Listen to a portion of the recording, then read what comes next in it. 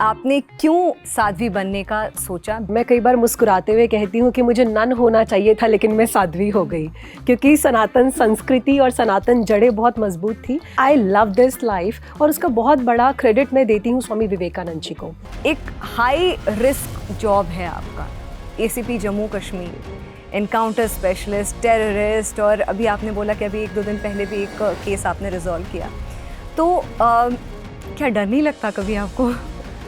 शायद मेरी मदर की कुछ ऐसी अपब्रिंगिंग थी जिससे मुझे लगता है कि मैं सिवाय अल्लाह के, ईश्वर कह लो, जो भी आप, एक ही है वो ऊपर, अल्लाह के सिवाय मुझे किसी से डर नहीं लगता। आप जब इनर जो आपकी स्ट्रेंथ है वही लड़ती है, लड़ना यहाँ से होता है। महिला होने के नाते एक पुरुषों के अधिकारों के लिए फाइट करना, एक सबकी आईब्रोज अप हो जाती हैं कि अच्छा। बहुत सारे लोग बोलते हैं कि ज़िंदगी में अगर आप एक भी जान बचा सको तो सोचो आपकी ज़िंदगी सफल है। तो जब आप वो चीज़ करते हो जो आप करना नहीं चाहते ना, वो बहुत बड़ा पेन होता है लाइफ में। 13 साल हो गए हैं, एक दिन भी नहीं था ऐसा जब मैंने सोचा कि मैं ये नहीं करना चाहती। पुरुषों के साथ भी अन्याय हो रहा है, अगर आप उसकी तरफ बिल्कुल अंधे हो जाएंगे तो ये गलत है, क्योंकि वो भी एक इंसान है, वो भी एक ह्यूमन बीइंग है, वो भी किसी का भाई है, बेटा है, पिता है, दोस्त ही है। इतने सारे दोस्त हमारे को रीच आउट करते हैं कि हमारे फ्रेंड के साथ बहुत बुरा हो रहा है, आप प्लीज़ उनको मदद कीजिए। 23 साल की चारों, क्योंकि बहुत सारी यंग ऐसी एक पॉलिटिक्स में आने की मंशा रखने वाली कई ऐसी बच्चियां होंगी जो इस वक्त आपको सुन रही होंगी, तो अगर आप खुद से पहले जो बात करेंगी वो क्या बात करेंगी? एक नदी जब चट्टान से टकराती है वो रुक नहीं जाती है। जब कोई हमें ये कहता है गो विद द फ्लो, इसका मतलब ये नहीं है कि हमारा एम तय नहीं है। हाँ, उस समुद्र तक पहुंचने के रास्ते बहुत सारे हो सकते हैं, यही मतलब है गो विद द फ्लो। तो अगर क्लिफ आएगा तो झरना बन जाओ, चट्टान आएगी तो उसके बाजू से चले जाओ, आप मुड़ जाओ, आप कभी कभी धीमी हो जाओ, कभी तेज़ हो जाओ, लेकिन नदी की तरह बस बहते जाओ। बहुत बार हम लोग अपनी जो खुश खबरियाँ होती हैं वो सबके साथ बहुत शेयर करते हैं, खासकर आजकल सोशल मीडिया पे। जब भी हम खुश होते हैं, जब कुछ अच्छा काम करते हैं, अच्छा खाते हैं, अच्छा देखते हैं, अच्छा घूमते हैं, हम सब सोशल मीडिया पे शेयर करते हैं। लेकिन जो हमारे लो पॉइंट्स आते हैं, जब हमारा मन ख़राब होता है, जब हमको ऐसा लगता है कि ये गलत हुआ मेरे साथ, वो सारी बातें हम उतना खुल के बता नहीं पाते। आई थिंक हमारे अंदर, सब बच्चियों के अंदर, सब बच्चों के अंदर ये ज़रूरी है एक रेजिलियंस बिल्ड किया जाए। वो रेजिलियंस हमारे अंदर से आएगा, हमारी पेरेंटिंग से आएगा, और इस समझ से आएगा कि हमको जितना मज़ा अपनी विक्ट्रीज़ को सेलिब्रेट करने में आता है, उतने ही धैर्य के साथ हमें अपना लो पॉइंट बिता जाना चाहिए। तो कभी आपको ऐसे कन्फ्रंटेशन नहीं हुआ, किसी ने एतराज़ नहीं जताया फैमिली में कि ये तो किसी ने नहीं किया, ये तुम क्यों कर रही हो? जताया, बहुत ज़्यादा जताया। मेरी immediate family was always supportive. मेरे पापा को तो यहाँ तक सुनना पड़ा कि बेटी की शादी के लिए पैसे नहीं है तो हम दे देते हैं। तो माय फादर वाज लाइक, तो everybody knows that I hail from a very affluent family. कल सपोज करिए कि आपको कोई तकलीफ हो रही है और आप डॉक्टर के पास आए और मैं मेंस्ट्रुअल लीव पे हूँ। Similarly anyone, police officer, you know, can we really can't, but as a doctor मैं ये ज़रूर कहना चाहूँगी कि हाँ, कुछ सबसेट ऑफ विमेन हो सकती हैं जिनको थोड़ी ये तकलीफ़ ज़्यादा होती होगी, लेकिन वो जो तकलीफ़ होगी वो एक नेचुरल फिनोमेना नहीं है। एक नॉर्मल माइल्ड पेन होना नेचुरल फिनोमेना है, और हमसे ज़्यादा दर्द कौन सहेगा?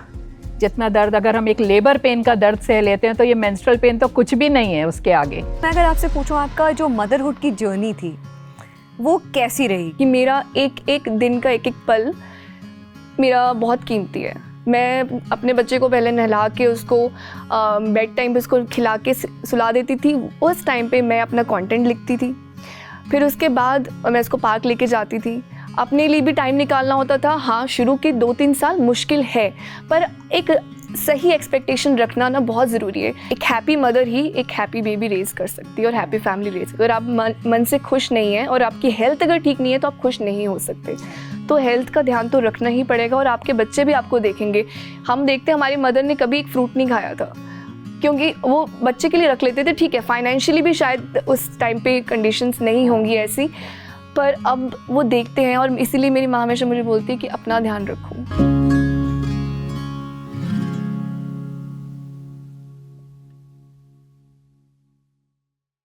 नमस्कार, जागरण मंथन में आप सभी का स्वागत है। मैं हूँ स्मृति रस्तोगी।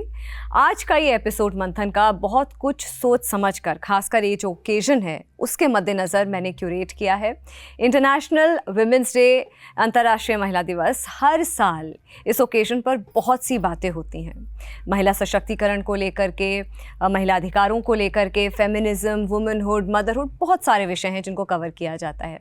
आज भी मेरी कोशिश, मेरा प्रयास यही है कि एक अच्छा कंटेंट आपके लिए हम लेकर के प्रस्तुत हों, जिसके चलते एक बहुत ही सुंदर पैनल का मैंने यहाँ पे आयोजन किया है। I will introduce you to one by one to all the guest and panelist. सबसे पहले साध्वी प्रज्ञा भारती जी, आपका बहुत बहुत स्वागत। एक स्पिरिचुअल गुरु हैं और लगभग 20 वर्षों से स्पिरिचुअलिटी के मार्ग पर लगातार अग्रसर हैं। आपका बहुत बहुत स्वागत है। Thank you for having me. Thank you so much. हमारे साथ हैं शाहिदा परवीन गांगुली जी। ये ACP हैं जम्मू एंड कश्मीर, और इनको जो हाल फिलहाल जो एक बहुत ही अच्छा सा नाम जो जिससे रोंगटे खड़े हो जाते हैं, encounter specialist, women encounter specialist. आपका मैम बहुत बहुत स्वागत है। हमारे साथ हैं दीपिका नारायण भारद्वाज। ये मेंस राइट एक्टिविस्ट हैं, मतलब पुरुषों के अधिकारों के लिए अगर मैं गलत नहीं हूँ तो इस वक्त अगर देश में कोई बात कर रहा है तो दीपिका से बड़ा कोई नाम नहीं है। ये एक इंटरेस्टिंग पैनलिस्ट हैं हमारे आज इस शो में, जो कि महिला दिवस पर पुरुषों के अधिकारों पर बात करेंगी। और हमारे साथ हैं चारू प्रज्ञा। ये BJP की नेशनल स्पोक्स पर्सन है। चारू जी, आपका भी बहुत बहुत स्वागत है। Thank you. एक बहुत ही renowned award winning gynaecologist Jaideep Malhotra ji हमारे साथ हैं। बहुत अच्छा काम करती आ रही हैं और रिप्रोडक्टिविटी को लेकर के महिलाओं में, और गाने तो ये है ही हैं, लेकिन जो रिप्रोडक्टिविटी को लेकर के, IVF को लेकर के जो इनका काम है वो नेशनल इंटरनेशनल लेवल पर भी सराहा गया है। आपका बहुत बहुत स्वागत है। और जो मेरा हमेशा से एक मन था कि एक पैनल ऐसा हो जिसमें मैं एक डिजिटल कंटेंट क्रिएटर को लेकर के आऊँ, तो आज मैं वो भी उस मार्ग पे भी मैं अग्रसर हूँ, उस मार्ग पर भी मैं आगे हूँ। मेरे साथ हैं सरू मुखर्जी शर्मा। ये एक, आपने इनका नाम भी सुना होगा, कई लोग इनको फॉलो भी करते होंगे, और कहने की ज़रूरत नहीं है, एक बहुत ही फेमस डिजिटल कंटेंट क्रिएटर हैं और womanhood, parenting, self care, fitness, इन चीज़ों को लेकर के ये लगातार काम करती आ रही हैं। आपका भी बहुत बहुत स्वागत। Thank you for having me here. अच्छा, शुरुआत मैं करूँगी आपसे। मैं इस तरीके से आप सबको कवर करूँगी। सबसे पहले, क्योंकि ये बहुत ही एक अलग तरीके का पैनल लेकर के आज मैं बैठी हूँ, जिसमें एक साध्वी हैं, एक एनकाउंटर स्पेशलिस्ट, एक पुरुषों के अधिकारों को बात करने के लिए एक नेशनल पार्टी स्पोक्स पर्सन है, एक गायनेकोलॉजिस्ट हैं, एक कंटेंट क्रिएटर हैं। तो मेरे मन में ये है कि साध्वी जी, जब मैंने आपको शो पे बुलाया, आपने बहुत ही सहजता से, आप प्रयागराज में थी, आप महाकुंभ नहा रही थी, आपने कहा था ठीक है स्मृति, मैं आऊँगी। आपने ये भी बोला कि कौन कौन है पैनल में, क्योंकि इंसान को अंदर से वो उत्सुकता होती है कि कौन है पैनल में, उसके अकॉर्डिंग हम अपने आंसर्स या जो भी है। लेकिन आपका जो प्रेजेंस है वो बहुत अलग है। सबने शो से पहले बात भी करी कि आपकी जर्नी, क्यों आप साध्वी बनी, क्या स्पिरिचुअलिटी, क्या है being Sadhvi, what a life is like. तो मैं इसी विषय से आगे अपना सवाल करती हूँ कि आपने क्यों साध्वी बनने का सोचा। 20 साल से आपने स्पिरिचुअलिटी के मार्ग पे हैं, क्यों आपने साध्वी बनने के लिए सोचा, साध्वी की लाइफ कैसी होती है, और ब्रॉडर सेंस में, मैं बहुत जल्दी, क्योंकि इतने सारे पैनलिस्ट हैं, स्पिरिचुअलिटी क्या है। देखिए स्मृति जी, सबसे पहले तो thank you for having me here on this beautiful and wonderful panel of all women panel. So this is one big thing that I am really liking from with in. और दूसरा, जैसे आपने बोला कि साध्वी क्या होती हैं, और 20 साल पहले मैंने इस जर्नी को, मैंने embarked on the spiritual journey, what motivated me. ये तो बहुत मैं छोटी थी, बहुत छोटी थी मैं, आई वॉज इन क्लास 6, और तभी से ही मैं अध्यात्म में मेरी रुचि होने लगी, बाल्यकाल से ही, when I was a child, though I studied in convent. और मैं कई बार मुस्कुराते हुए कहती हूँ कि मुझे नन होना चाहिए था, लेकिन मैं साध्वी हो गई, क्योंकि सनातन संस्कृति और सनातन जड़ें बहुत मजबूत थी। मैं उस समय जिस स्कूल में थी, it was a very very popular school, और वहाँ पर वेटिकन से डायरेक्ट फंड किया जाता था धर्मांतरण के लिए, और इसी कारण से मुझे 10th के बाद स्कूल बदलना भी पड़ा। Because I was the head girl there. तो क्लास 6 में थी, तभी से ही माता पिता के साथ मंदिरों में जाना होता था, और महादेव को मैं शुरू से अपना इष्ट मानती हूँ। तो वो एक सनातन के प्रति जो रुचि रही वो तो बचपन से ही रही, बट आई वॉज वेरी टॉमबॉयिश। ये बहुत ही बहुत ही आई वुड से ऑक्सीमोरॉन है लाइफ का, कि कहाँ आपने एक वो ज़िंदगी जी है जो एक्सट्रीम है, कहाँ आप ये ज़िंदगी जी रहे हैं, but I love this life. और उसका बहुत बड़ा क्रेडिट मैं देती हूँ स्वामी विवेकानंद जी को। मैं स्कूल में थी, और स्कूल में छोटे में ही जब हम डिबेट्स करने जाते थे स्कूल की तरफ से, तो स्वामी विवेकानंद जी पर जब डिबेट करने जाती थी, so I was the head girl, there was always a sense of responsibility कि स्कूल के लिए एक मेडल लेकर आना है और हारना नहीं है, बहुत अच्छा बोलना है। और वो मेडल लाते लाते लाते लाते स्वामी विवेकानंद जी की बातें कब मेरे सबकॉन्शियस माइंड में चली गई ये मुझे पता भी नहीं चला। मुझे एक बात उनकी बहुत अच्छी लगती है, स्वामी विवेकानंद जी जब world parliament of religion address कर रहे थे तो उन्होंने इतना ही बोला था, डियर ब्रदर्स एंड सिस्टर्स, और पूरा वो पार्लियामेंट तालियों की गड़गड़ाहट से गूंज उठा था। तो ऐसा क्या था विवेकानंद जी के पास? अध्यात्म की शक्ति थी। और अगर मैं बहुत छोटे में बोलूँ, to cut the long story short, तो अब देखो विवेकानंद जी ने जब वेदों का अध्ययन किया तो उन्होंने 3 बातों में पूरे वेदों का सार निकाल दिया। सबसे पहला, God exist, because there are people who say God doesn't exist. तो दूसरा, परमात्मा देखा जाता है। तीसरा, उसको देखने के लिए गुरु की आवश्यकता है। आज भी इस कलयुग में भी मैं बोल रही हूँ, भगवान देखा जाता है, मैंने देखा है। So that was a very surprising statement to me. और मैंने बहुत बचपन में ही ब्रह्म ज्ञान को प्राप्त किया अपने गुरु के द्वारा। और फर्स्ट सत्संग I remember I delivered in class 8, that was in English, क्योंकि तब मुझे बहुत फ्लुएंटली हिंदी नहीं बोलनी आती थी। और आज भी कई लोग बोलते हैं, जब उन्हें पता चलता है कि मैं कॉन्वेंट से पढ़ी, तो बोलते हैं अच्छा आपको हिंदी बोलनी आती है? ठीक से, बिल्कुल आती है। मैं भारत में हूँ, भारत की बेटी हूँ, और हिंदी मेरी मदर टंग है। और बीइंग अ साध्वी, मैंने MBA किया है, डबल MBA। और मेरे पास ऐसी बहुत सारी ऑप्शंस थी। I was actually preparing for civil services, और उस समय बहुत सारी ऑप्शंस नहीं होती थी। मैंने जो कंटेंट है वो मंगवा लिया था। आई वाज इन देहरादून, तो मैंने दिल्ली से कंटेंट मंगवाया। लेकिन उसी टाइम आई डोंट नो, मेरे अंदर से एक इनर कॉल जो होती है, बिकॉज बहुत सारे ब्यूरोक्रेट्स का आना जाना होता था, and with all due respect I am saying to everyone who is listening, but मैंने हमेशा यही सुना कि चाहे आप ब्यूरोक्रेट हो, चाहे जो भी है, लेकिन आप एक नेता के हाथों की कलम बनकर रह जाते हो।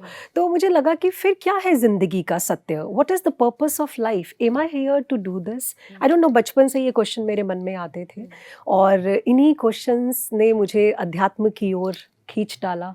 मैं आध्यात्मिक जर्नी पे, अपनी यात्रा पे मेरा प्रारंभ हुआ, and I renunciated the world in a way, but this entire world became my family. वसुदेव कुटुंबकम की जो बात है वो मैंने फील की है, मैंने जिया है उसे। और life of a Sadhvi is not easy, is very tough. बहुत सारे चैलेंजेस मैंने देखे ज़िंदगी में, बहुत सारे संघर्ष देखे, despite belonging from affluent family. क्योंकि बहुत बार लोगों के मन में बहुत सारे क्वेश्चंस होते हैं। मुझसे अभी एक इंटरव्यू में किसी ने पूछा, आपका हार्ट ब्रेक हुआ था क्या, इसीलिए आप साध्वी बन गई? बिकॉज व्हेन अभी भी आप यंग दिखती हैं, तो 20 साल पहले और यंग होगी, और आपको कोई कमी तो नहीं लगती, आप वेल प्रेजेंटेबल हैं, दिखने में भी ठीक ठाक है ईश्वर की दया से। तो कोई, बिकॉज लोगों का एक ये नैरेटिव है कि या तो कोई लैक ऑफ ऑप्शंस होगा लाइफ में, या फिर कोई हार्ट ब्रेक हुआ तो इस वजह से शायद मैंने इस मार्ग को चुना। ऐसा बिल्कुल भी नहीं है। It was my inner call. I wanted to serve my nation, I wanted to serve my country, my people, और इसीलिए मैंने इस मार्ग का चयन किया। क्योंकि I have been a gold medalist throughout, Smriti ji, and I know the difference between 99% and 100%। वो 1% भी आपको खलता है। इसीलिए मुझे लगा कि मैं अपना 100% समाज को दूंगी। जब मैं घर जाऊं तो मेरे मन में ये ना आए कि हाँ मुझे शायद अपने बच्चों के लिए कुछ लाना है, और या फिर मुझे कुछ ऐसा करना है जिसे, मतलब मैं आप सबके साथ हूँ इस मामले में। I know all the women are married here and I respect you, या I respect all of you, but मुझे ऐसे लगता है कि जो मेरी इच्छा थी कि मैं अपना 100% समाज के लिए दूं। और जब मैं उन बच्चों के लिए काम करती हूँ जो मार्जिनलाइज सेक्शन में है, जो डाउन ट्रॉडन है, जब वो एकदम से मेरे पास आके वो हक करते हैं स्माइल करते हुए, उससे बढ़कर खुशी कुछ नहीं है। मगर आपकी फैमिली में कोई आपके अलावा अध्यात्म से जुड़ा हुआ है? जिस तरह से आप जुड़ी हुई हैं? नहीं, ऐसा तो नहीं, nobody in the family and the entire family was surprised when I told them this. तो कभी आपको ऐसे कन्फ्रंटेशन नहीं हुआ, किसी ने एतराज़ नहीं जताया फैमिली में कि ये तो किसी ने नहीं किया, ये तुम क्यों कर रही हो? जताया, बहुत ज़्यादा जताया। मेरी immediate family was always supportive, but जैसे मेरे रिलेटिव्स थे तो एक पूरी मीटिंग हुई थी, पूरी बैठक बैठी थी जब मैंने बताया कि I want to join this path of spirituality, क्योंकि मेरी फैमिली में सभी हाईली एजुकेटेड है, half of the family settled abroad. तो उन्होंने कहा कि क्या प्रॉब्लम हो गई है। मेरे पापा को तो यहाँ तक सुनना पड़ा कि बेटी की शादी के लिए पैसे नहीं है तो हम दे देते हैं। तो माई फादर वॉज लाइक तो everybody knows that I hail from a very affluent family. तो यहाँ तक भी सुनना पड़ा। और मेरे कजन्स ने मुझे अकेले में जाकर बोला कि कोई प्रॉब्लम है तो हमें बताओ, विल रिजॉल्व इट। तो मैंने बोला no, there is no problem, I am happy to do this and this is a willful decision. तो बहुत सारी कन्फ्रंटेशन हुई थी, प्रॉपर मीटिंग्स बैठी थी। एक मीटिंग दिल्ली में बैठी, 2 मीटिंग देहरादून में बैठी, और बहुत सारी वो लेयर्स को क्रॉस करते हुए फिर मैंने जाकर ये like I was able to join this journey. और बहुत मुश्किल था, लेकिन आई एम हैप्पी टुडे। और आज वो लोग भी खुश हैं, दे आर प्राउड, एंड आज वो लोग मुझसे गाइडेंस लेते हैं। और वो लोग, मैं उनकी मेंटोर हूँ, और मुझे लगता है अच्छा हुआ मैंने उनकी बात नहीं सुनी। और मैं ये सबसे कहना चाहूँगी, आप वही करो जो आपका दिल कहता है, किसी की बात मत सुनना। जानते हैं क्यों? मैं एक आपको छोटी सी इंसिडेंट बताती हूँ रामायण से। जब हनुमान जी लंका जलाने जा रहे थे ना, तो जो लोग थे वहाँ पे, उन्होंने देखा तो उन्होंने कहा, अरे ये तो विचित्र सा वानर है, ये क्या लंका जलाएगा, इसमें कोई शक्ति वक्ति नहीं है, ये ऐसे ही दिखता है। लेकिन जब हनुमान जी ने लंका जला दी तो वही लोग कहते हैं, अरे हमने तो कहा था ये दिव्य वानर है, ये साधारण नहीं है। तो इसीलिए किसी की नहीं सुनिए, आप वो करिए जो आपको ठीक लगता है। Follow your passion, listen to your inner voice and you will achieve what you want to achieve. बहुत ही इंस्पिरेशनल, क्योंकि ये बात हमारी हो रही थी लंच टेबल पे भी कि सब एवरीवन वाज वेरी क्यूरियस, सब जानना चाहते थे कि आपकी जर्नी क्या रही है और क्या ऐसे डिसीजंस थे या क्या ऐसे लाइफ में टर्न्स थे जो कि आपको प्रोपेल किया एक स्पिरिचुअलिटी, एक आध्यात्म की तरफ। शाहिदा जी, आपसे मेरा पहले भी इंटरव्यू, आप आई हैं शो पे मंथन पे, बहुत सारा डिटेल में बात हुआ, तब भी बहुत चीज़ें रह गई थी। यहाँ पे मैं ये जो सवाल है मेरा ये है कि जो मैंने उस शो पे नहीं पूछा था, उस एपिसोड में नहीं पूछा था, एक हाई रिस्क जॉब है आपका, ACP Jammu Kashmir, encounter specialist, terrorist, और अभी आपने बोला कि अभी 1-2 दिन पहले भी एक केस आपने रिजॉल्व किया। तो क्या डर नहीं लगता कभी आपको? ये क्वेश्चन बड़ी बार आए। मैंने इसीलिए नहीं पूछा था उस बार। मैं आपको सिंपल वर्ड में बताना चाहूँगी, क्योंकि वहाँ पे जब मुझे एक बार ऐसे ही एक शो में पूछा गया तो मुझे 2 मिनट समझ नहीं आई मैं इनको जवाब क्या दूँ, क्योंकि पहले मैंने उनको क्वेश्चन के लिए मना ही किया था कि ये क्वेश्चन मुझे पूछना मत। तो फिर वही क्वेश्चन पूछा गया तो मैंने कहा, फिर मैंने जो कहते हैं ना प्रॉम्प्ट, जो जवाब दिया, उस वक़्त जो जवाब मेरे मुंह से निकला तो वो एक बहुत बड़ा वायरल हो गया। तो मैं फिर वही कहना चाहूँगी, शायद मेरी मदर की कुछ ऐसी अपब्रिंगिंग थी जिससे मुझे लगता है कि मैं सिवाय अल्लाह के, ईश्वर कह लो, जो भी आप, एक ही है वो ऊपर, अल्लाह के सिवाय मुझे किसी से डर नहीं लगता। डर इसलिए लगता है कि ज़िंदगी एक बार मिली है, एक ही बार मौत आएगी, और जो मौत का दिन है, हमारे में कहते हैं, हमारे कुरान शरीफ में बड़े बड़े लफ्ज़ों वो में क्लियर कट लिखा है कि जो दिन आपकी कब्र में होगा वो दुनिया पे नहीं है, और उसकी मर्ज़ी के बगैर पत्ता नहीं हिलता। तो अगर हम इस चीज़ पे बिलीव करते हैं कि उसकी मर्ज़ी के बगैर पत्ता नहीं हिलता, तो हमें फिर मुझे लगता है डर नहीं लगना चाहिए। और इसलिए भी नहीं लगता क्योंकि मुझे अपने पे थोड़ा सा कह लो कॉन्फिडेंस है। अगर आप सही रास्ते पे हो, मुश्किलें बहुत आएंगी, ज़िंदगी बहुत डिफ़िकल्ट है। मैं हमेशा कहती हूँ कि जो आप देखते हो, जो भी हम सब लोग यहाँ बैठे हैं, हर एक ने पता नहीं कितनी हर्डल्स लाइफ में देखी होंगी, हर कदम पे, हर मोड़ पे अभी भी स्ट्रगल ही कर रहे हैं हम, अभी भी बहुत बार फेलियर मिलता है।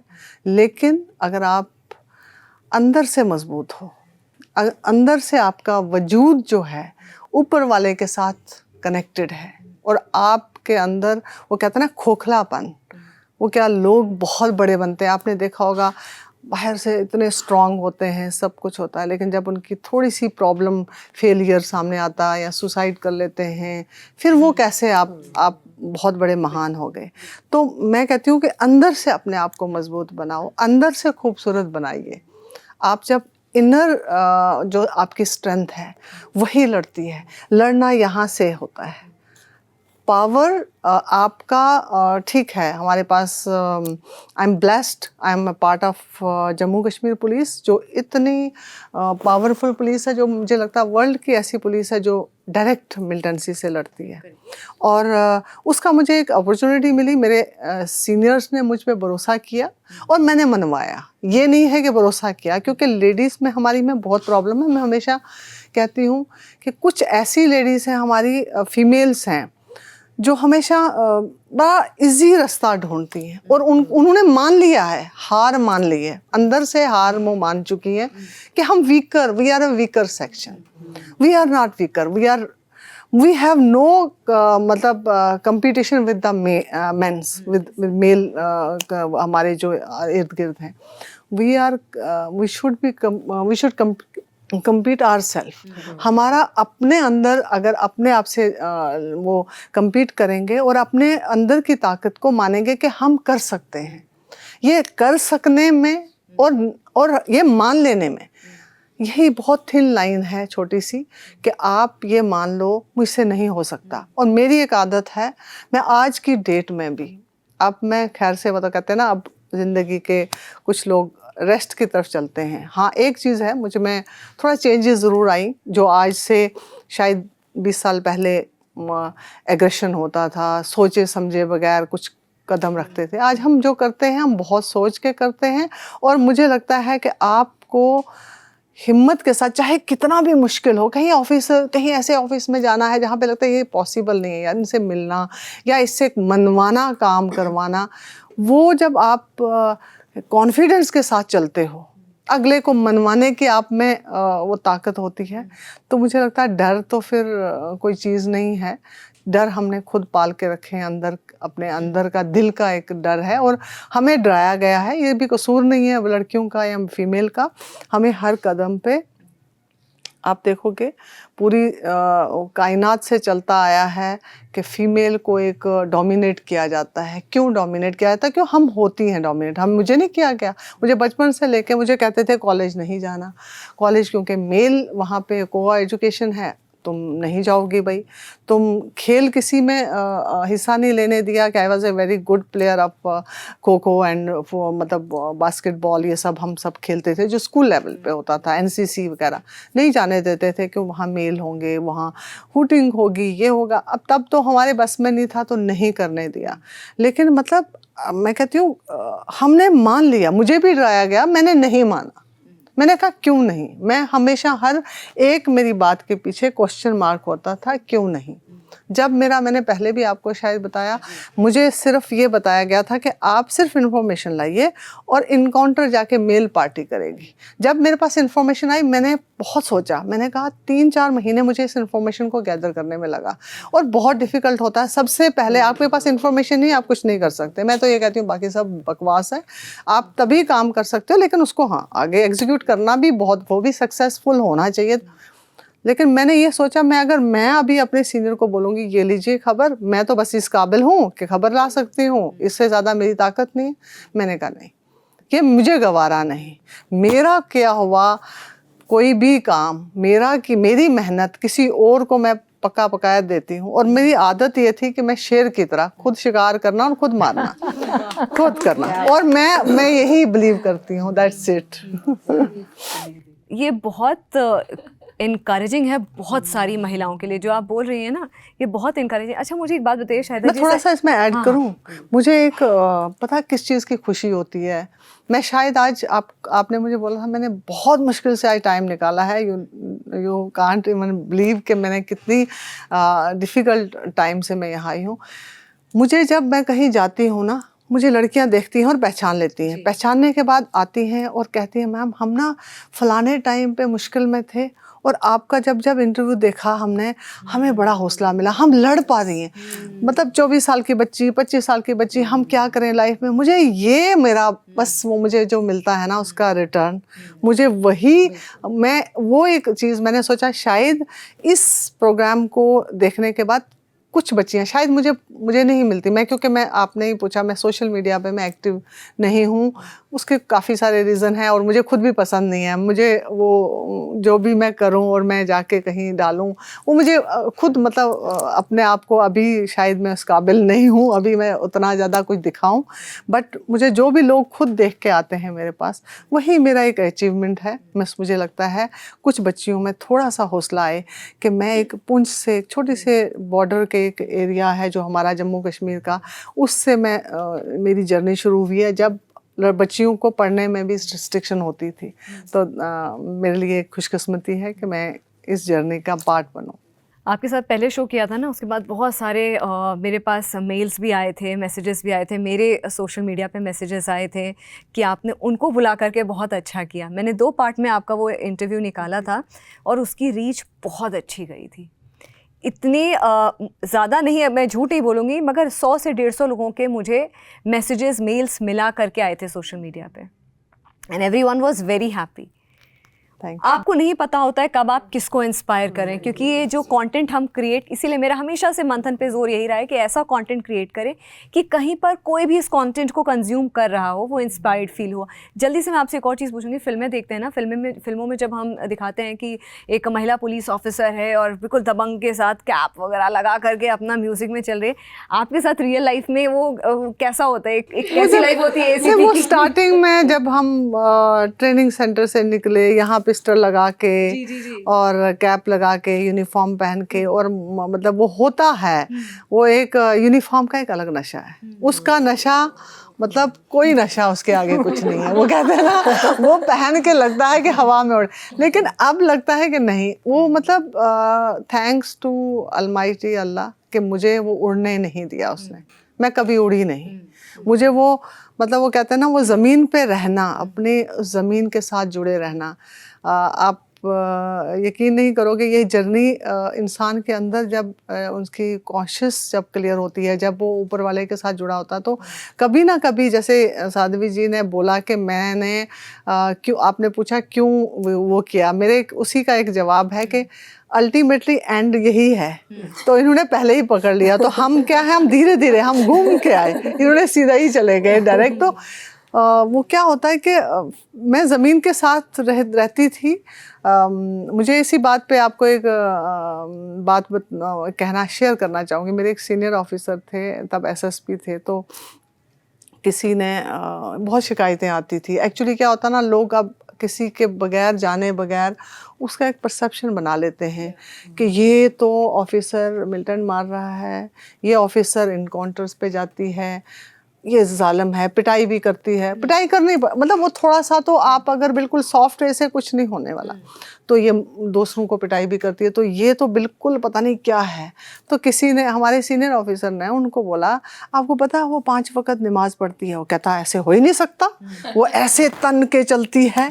मैंने कहा मेरे से ना झुक के चल, मैं लोग इंसानों के आगे नहीं झुकूंगी। और मेरा आज तक ये रिकॉर्ड है, आपने अगर आप कहीं मिलोगे, आज तक की बात मैं कहती हूँ, मैं किसी के आगे ना, मैं कहती हूँ मुझे रोना है, मुझे मांगना है, मैं रात को मसल्ला बिछा के अल्लाह के आगे बैठ के मैं कहूँगी नहीं मांगूंगी किसी के साथ, चाहे मुझे मेरी गर्दन कट जाए, चाहे मेरे को ये सब कुछ छोड़ना पड़े, बट मैं किसी के आगे ना झुकूंगी, ना मैं अपने उस असूलों को छोड़ूंगी। तुमने जो करना है कर ले, मुझे पता है कि मैं तुम्हें मानती हूँ, मुझे यकीन है कि तुम हो, और आप यकीन नहीं करोगे, मेरे साथ इतने दुनिया पीछे पड़ती रही, मतलब टॉप ब्रास भी सोचते रहे कि इसको ख़त्म करें, कुछ नहीं हो सका, हाथ नहीं चल सके उनके, सिर्फ मेरा भरोसा उस पर था। तो आई बिलीव इन दैट। मैं तभी तो कह रही हूँ कि ये जो स्टोरीज़ आज यहाँ से जो कंटेंट निकलेगा, जो स्टोरीज़ निकलेंगी, ये मंथन के मंच पे भी ये कहानियाँ बिल्कुल रॉ, बिल्कुल नहीं, बिल्कुल unfiltered, untouched, straight from the heart. Shahida ji मुझे एक और चीज़ बताइए, तब मैं दीपिका पे आती हूँ। नहीं, आप एक्चुअली आपने आपको इन्होंने पूछा भी कोई क्वेश्चन तो बताओ, मैंने कहा नहीं, इन्होंने वो मुझे ज़्यादा अच्छा लगता है कि बताए क्वेश्चन ना, कोई समझ नहीं आते मुझे भी। मुझे बताइए, आपने बोला कि ये बहुत जालिम है, ये इंस्पेक्टर, ये पुलिस वाली, तो कभी आपने जब इनकाउंटर से पहले किसी से अगर 1-on-1 होता है, नज़रों से नज़रें जब मिलती हैं, कभी आपने सामने वाले के अंदर वो डर देखा एक महिला होने के नाते कि यार महिला के अंदर भी इतना को लेकर के भी महिला से डरा जा सकता है? और उस वक्त वर्दी के साथ साथ जो आपका उद्देश्य है, जो आपका देह है, जो आपका गोल है, उसको लेकर के जल्दी से मैं आपको इतने में समेटूंगी। मुझे कल परसों एक किसी आर्मी ऑफिसर कर्नल साहब का फ़ोन आया, मतलब हम वहीं पे थे जब वो भी उसी जगह पे पोस्टेड थे, तो उन्होंने मुझे पता याद करवाया। पहले तो मुझे भी खैर पता था, ये बात पता थी।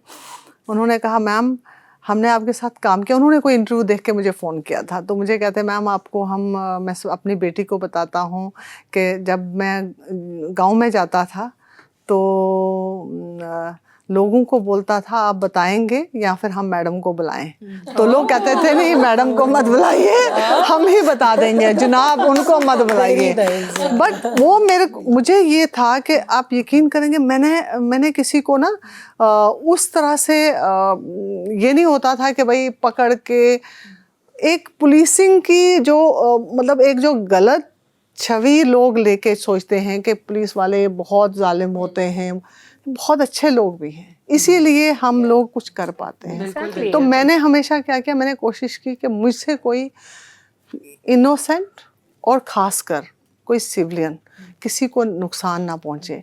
तो वो एक मेरा प्लस पॉइंट टचवुड रहा अल्लाह के करम से कि मेरा वो सब नहीं पाट रहा। बट डरती दुनिया थी ऑफ कोर्स। मेरे मतलब ऐसे कहते थे मेरे साथ लोगों ने मिलना जुलना छोड़ दिया था। जो लोग मुझसे मिलते थे, हम तो पता उनको मिलते थे जिनको सोचते थे यार ये बंदा उनका है, इसको मिलो और इसको तोड़वाओ उनसे कि ये सोचे ये इनका बंदा है। तो वही मुझसे लोग मिलने में कतराते थे। तो डर तो शाहिदा जी, मगर थैंक यू सो मच, आपने बहुत बहुत ग्रेसफुली ये जो आपने ये मेरा एक्सेप्ट किया इनवाइट, और ये इस जो मेरा जो गोल है कि इसको बड़ा बनाने के लिए इस कंटेंट को, आपका एक हमेशा बहुत इम्पोर्टेंट रोल रहा है।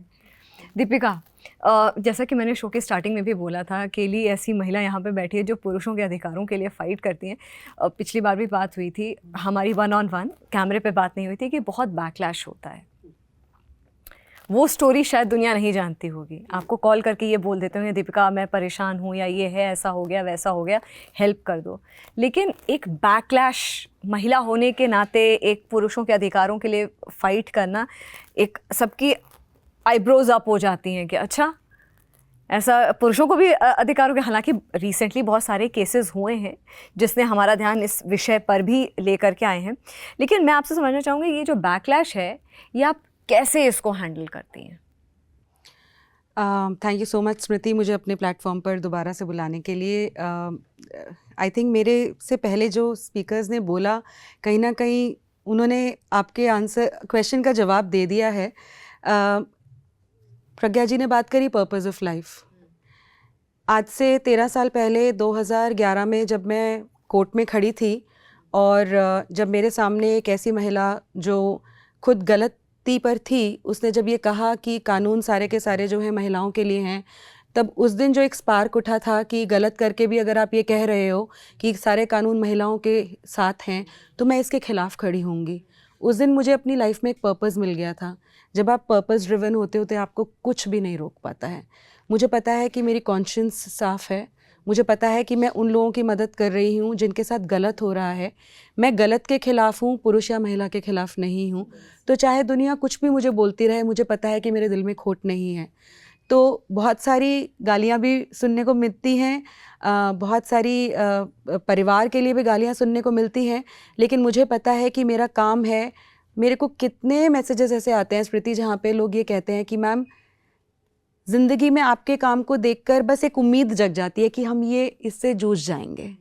तो वैसे तो वैसे ही कितने सुसाइड केसेस को हम लोग बचा चुके हैं, ऑन द स्पॉट जाके फ़ोन पे घंटों घंटों उनसे बात करके बहुत सारे सुसाइड्स बचाए हैं। बहुत सारे लोग बोलते हैं कि ज़िंदगी में अगर आप एक भी जान बचा सको तो सोचो आपकी ज़िंदगी सफल है। मैं बहुत हम्बली ये एडमिट कर सकती हूँ कि हमने बहुत सारी जानें बचाई हैं, डायरेक्टली इनडायरेक्टली। तो इन मैसेजेस से पता चलता है कि सिर्फ जो हम बोल देते हैं, सिर्फ जो हमारी वीडियोज़ हैं, सिर्फ जो मेरा काम है, जो मेरी डॉक्यूमेंट्री फिल्म्स हैं, वो जाने कितने लोगों को ज़िंदगी में होप दे चुकी हैं कि वो इससे लड़ सकते हैं। तो वो जो बैकलैश होता है ना, वो बहुत छोटा सा है। और जो मेरा पर्पज़ है उससे इतना ज़्यादा ड्रिवन रहती हूँ। और जैसे मैम ने भी बोला कि एक वो भगवान से डरते हैं और किसी से नहीं डरते। मतलब वो जब आपके काम में आपकी कन्विक्शन होती है तो बाकी कोई इंसान कुछ भी कहता रहे, उससे कोई फ़र्क नहीं पड़ता। और मुझे पता है कि मैं जो काम कर रही हूँ उसकी बहुत ज़्यादा ज़रूरत है। मुझे पता है कि मैं जो काम कर रही हूँ बहुत सारे लोगों को उम्मीद देता है। मुझे पता है मैं जो काम कर रही हूँ उससे एक बदलाव आने की लहर शुरू हुई है, जो कि बहुत ज़्यादा ज़रूरी है। तो इस बैकलैश को इग्नोर करती हूँ। और स्मृति, कभी कभार मुझे भी लगता है कि पता नहीं कहाँ से ये स्ट्रेंथ आती है, बट कोई तो एक सुपीरियर पावर है जो मुझे हर रोज़ सवेरे उठा के ड्राइव करती है। सेम ही मैं इन्फोसिस में थी, 2 साल थी, सॉफ्टवेयर इंजीनियर थी मैं। और तब मैंने जर्नलिज्म छोड़ा था। तब सब लोगों ने, मतलब 2 साल वो जो थे उस टाइम पे 2006 जब मैंने ज्वाइन किया था, ड्रीम हुआ करती थी सॉफ्टवेयर के लोगों में इन्फोसिस ज्वाइन करने की। बट 2 साल वो मेरे ऐसे निकले हैं कि मैं सोचती थी कि ये नहीं है जो मैं करना चाहती हूँ ज़िंदगी में। तो जब आप वो चीज़ करते हो जो आप करना नहीं चाहते ना, वो बहुत बड़ा पेन होता है लाइफ में। 13 साल हो गए हैं, एक दिन भी नहीं था ऐसा जब मैंने सोचा कि मैं ये नहीं करना चाहती।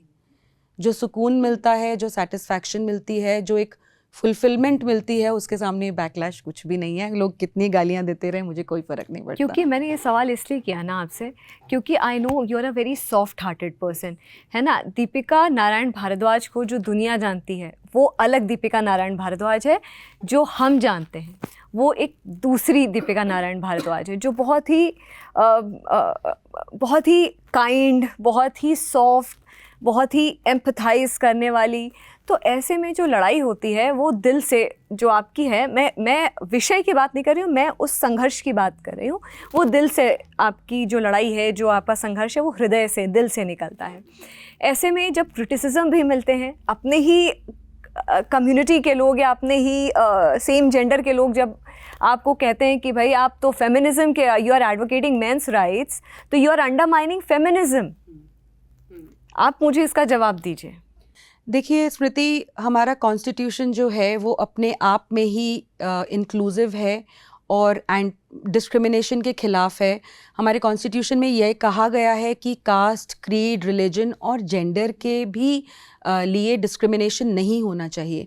तो मुझे ये नहीं समझ में आता कि जो लोग मेरे काम को क्रिटिसाइज़ करते हैं वो क्यों ऐसा करते हैं। क्योंकि मैं ये नहीं कह रही कि महिलाओं के अधिकारों को आप किसी भी तरह से वापस ले लीजिए। मैं अगर अपनी पर्सनल स्टोरी बताऊं तो मैं छोटी सी थी, मेरे फादर की पोस्टिंग एक गांव में हो गई थी। तो मैं 2nd क्लास में थी, 2nd 3rd क्लास में थी। तो मम्मी पापा ने सोचा कि बहुत छोटी है, इसको बोर्डिंग में नहीं डालेंगे, मेरे भाई को बोर्डिंग में डाल दिया। मेरी एक आंटी ने मुझे बोला कि तू लड़की है ना, इसलिए तुझे बोर्डिंग में नहीं डाल रहे हैं। मैंने अपने पापा को बात बोल दी कि पापा आप बहुत बायस्ड हो, आपने भाई को तो डाल दिया बोर्डिंग में, मेरे को नहीं डाला। मेरे पापा कोई बहुत ज़्यादा बड़ी जॉब में नहीं करते थे, एक छोटी सी गवर्नमेंट जॉब करते थे। मेरे पापा ने उस समय लोगों से पैसे उधार लिए और मुझे बोर्डिंग स्कूल में डाला। तो मैं एक ऐसी फैमिली से आती हूँ जहाँ पे बचपन से मुझे इतना स्ट्रेंथ दिया गया है कि मैं किसी चीज़ को फाइट कर सकती हूँ। और जब मेरी शुरुआत हुई स्मृति, तो 2012 में मैंने ये देखा कि इतने सारे परिवार हैं जो सफ़र कर रहे हैं। क्या कोई नहीं है जो उसके ऊपर फिल्म बना सके या उसके ऊपर इन लोगों के परिवारों की स्टोरी दुनिया के सामने ला सके। और मुझे ये लगा कि मेरे में वो स्ट्रेंथ है, वो जज्बा है, और सबसे बड़ी बात वो बैलेंस है, वो रैशनैलिटी है कि ना मैं कभी बिल्कुल पुरुषों की तरफ ब्लाइंड हो जाऊंगी और ना ही मैं महिलाओं की तरफ ब्लाइंड होंगी।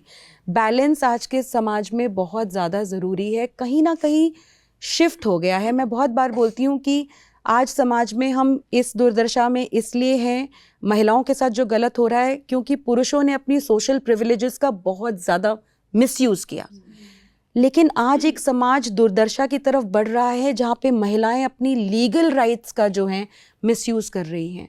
दोनों ही चीज़ें गलत हैं, एड्रेस करने की दोनों को ज़रूरत है। मैं तो कभी भी नहीं कहती कि महिलाओं के, बल्कि मैं तो ये कहती हूँ पुरुषों को, जब वो कहते हैं कि मैम सिचुएशन बदल नहीं रही है, तो मैं कहती हूँ कि महिलाओं ने अपने राइट्स के लिए सदियों से लड़ाई करी है।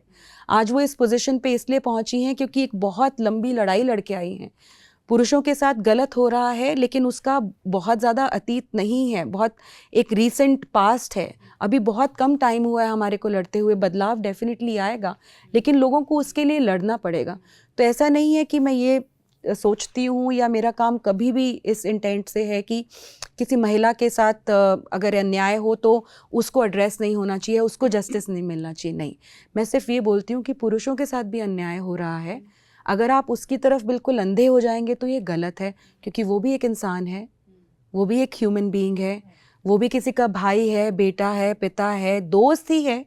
इतने सारे दोस्त हमारे को रीच आउट करते हैं कि हमारे फ्रेंड के साथ बहुत बुरा हो रहा है, आप प्लीज़ उनको मदद कीजिए। तो दिल तो सभी का दुखता है, परिवार तो सभी के हैं और रिश्ते तो सभी निभाते हैं। तो मैंने ये लड़ाई इसलिए चुनी क्योंकि मुझे ऐसा लगा कि मैं यहाँ पे अपनी लाइफ में एक बहुत पॉजिटिव कंट्रीब्यूशन कर सकती हूँ। और मोर और लेस अगर हम बात करें तो एक बैलेंस की इस वक्त बहुत ज़रूरत है। अब वो बैलेंस कब स्ट्राइक होगा इसका तो कोई टाइमलाइन है नहीं, लेकिन प्रयास अगर अभी से करेंगे तो शायद हमारी जो अगली पीढ़ी है या उसके अगली पीढ़ी है तब तक ये चीज़ें परकोलेट कर पाएंगी और शायद एक नई दिशा हम दे पाएंगे। चारू, मैं आपके पास आऊँगी। आपसे बात हुई थी, बहुत इंटरेस्टिंग बातें आपने, हमारी जब चर्चा हो रही थी तो आपने बहुत इंटरेस्टिंग बातें कही। एक आपने 2-3 पॉइंट्स पे बहुत ज़ोर डाला। एक, मैं सिंगल मदर हूँ, जो आपने बहुत गर्व के साथ बोला। आपने बोला मैंने मदरहुड बहुत अर्ली एज में एम्ब्रेस किया था।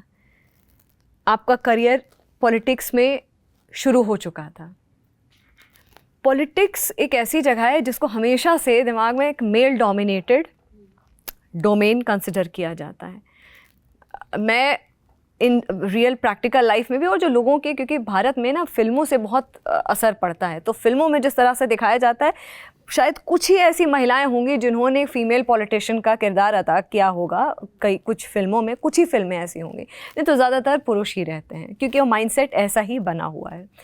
तो ऐसे में एक महिला होने के नाते क्या चैलेंजेस थे और क्या अचीवमेंट्स थी, क्योंकि मदरहुड इज़ नॉट ईजी, वो भी अपने आप में बहुत मिराकुलस जर्नी होती है। तो मैं आपसे जानना चाहूँगी आपकी, क्योंकि as a BJP national spokesperson आपसे पार्टी के कई मुद्दों पे, आपके देश के कई मुद्दों पे आपने बहुत दृढ़ता से अपने पॉइंट्स रखे हैं, लेकिन आज मैं एक दूसरा चेहरा देखना चाहूँगी। स्मृति, पहले तो धन्यवाद मुझे अपने शो पे बुलाने के लिए, और इस वजह से I have the opportunity to meet these wonderful women on such an auspicious day, so thank you again. जब मुझसे कोई पूछता है कि तुम कौन हो, I know a lot of women are always looking for their own identity, but I draw so much of my identity from the fact that I'm a mother. And I say this very proudly. I have done many things, some well, some not so well. But I have been fantastic at being a mother. I say it with a lot of pride. And it's one role which I feel I have been very, very blessed to get in life. जो औरतें होती हैं ना, वो बहुत सारी hats पहनती हैं, हम सब. There are so many roles we play. There are so many relationships that we are a part of, and we are wonderful at all. But जो समाज का जो निर्माण होता है, जो अगले जनरेशन को आप प्रिपेयर करते हो दुनिया के लिए, I think that's a very responsible thing to do. और जब कोई अपने आप को बस मैं एक होम मेकर हूँ बोलता है, तो मुझे लगता है कि नहीं, उनको बोलना चाहिए आप बस एक होम मेकर नहीं हो, everything begins there. So you are actually giving birth to the next generation of the world, and the way you raise them is going to determine where the world is going to go in some time.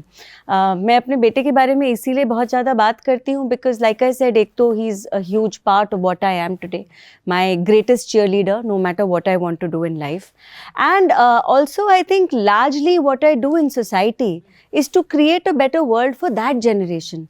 देखो, जो हमारी generation थी ना, वो कुछ चीज़ों के साथ बड़ी हुई जहाँ मुझे लगता है कि कुछ कमियाँ रह गई होंगी. जैसे आप राजनीति की भी बात कर रही थी, it always carries a negative connotation कि राजनीति तो खराब ही है भाई, यहाँ पे खराब ही लोग जाते हैं, महिलाओं के लिए तो जगह ही नहीं, अच्छे घर की महिलाओं के लिए, पढ़ी लिखी महिलाओं के लिए तो बिल्कुल जगह नहीं है. So I think that is one thing that needed to change. ऐसे कहते हैं ना that if you want to impact a system, if you want to positively influence or change a system, you have to be a part of the system.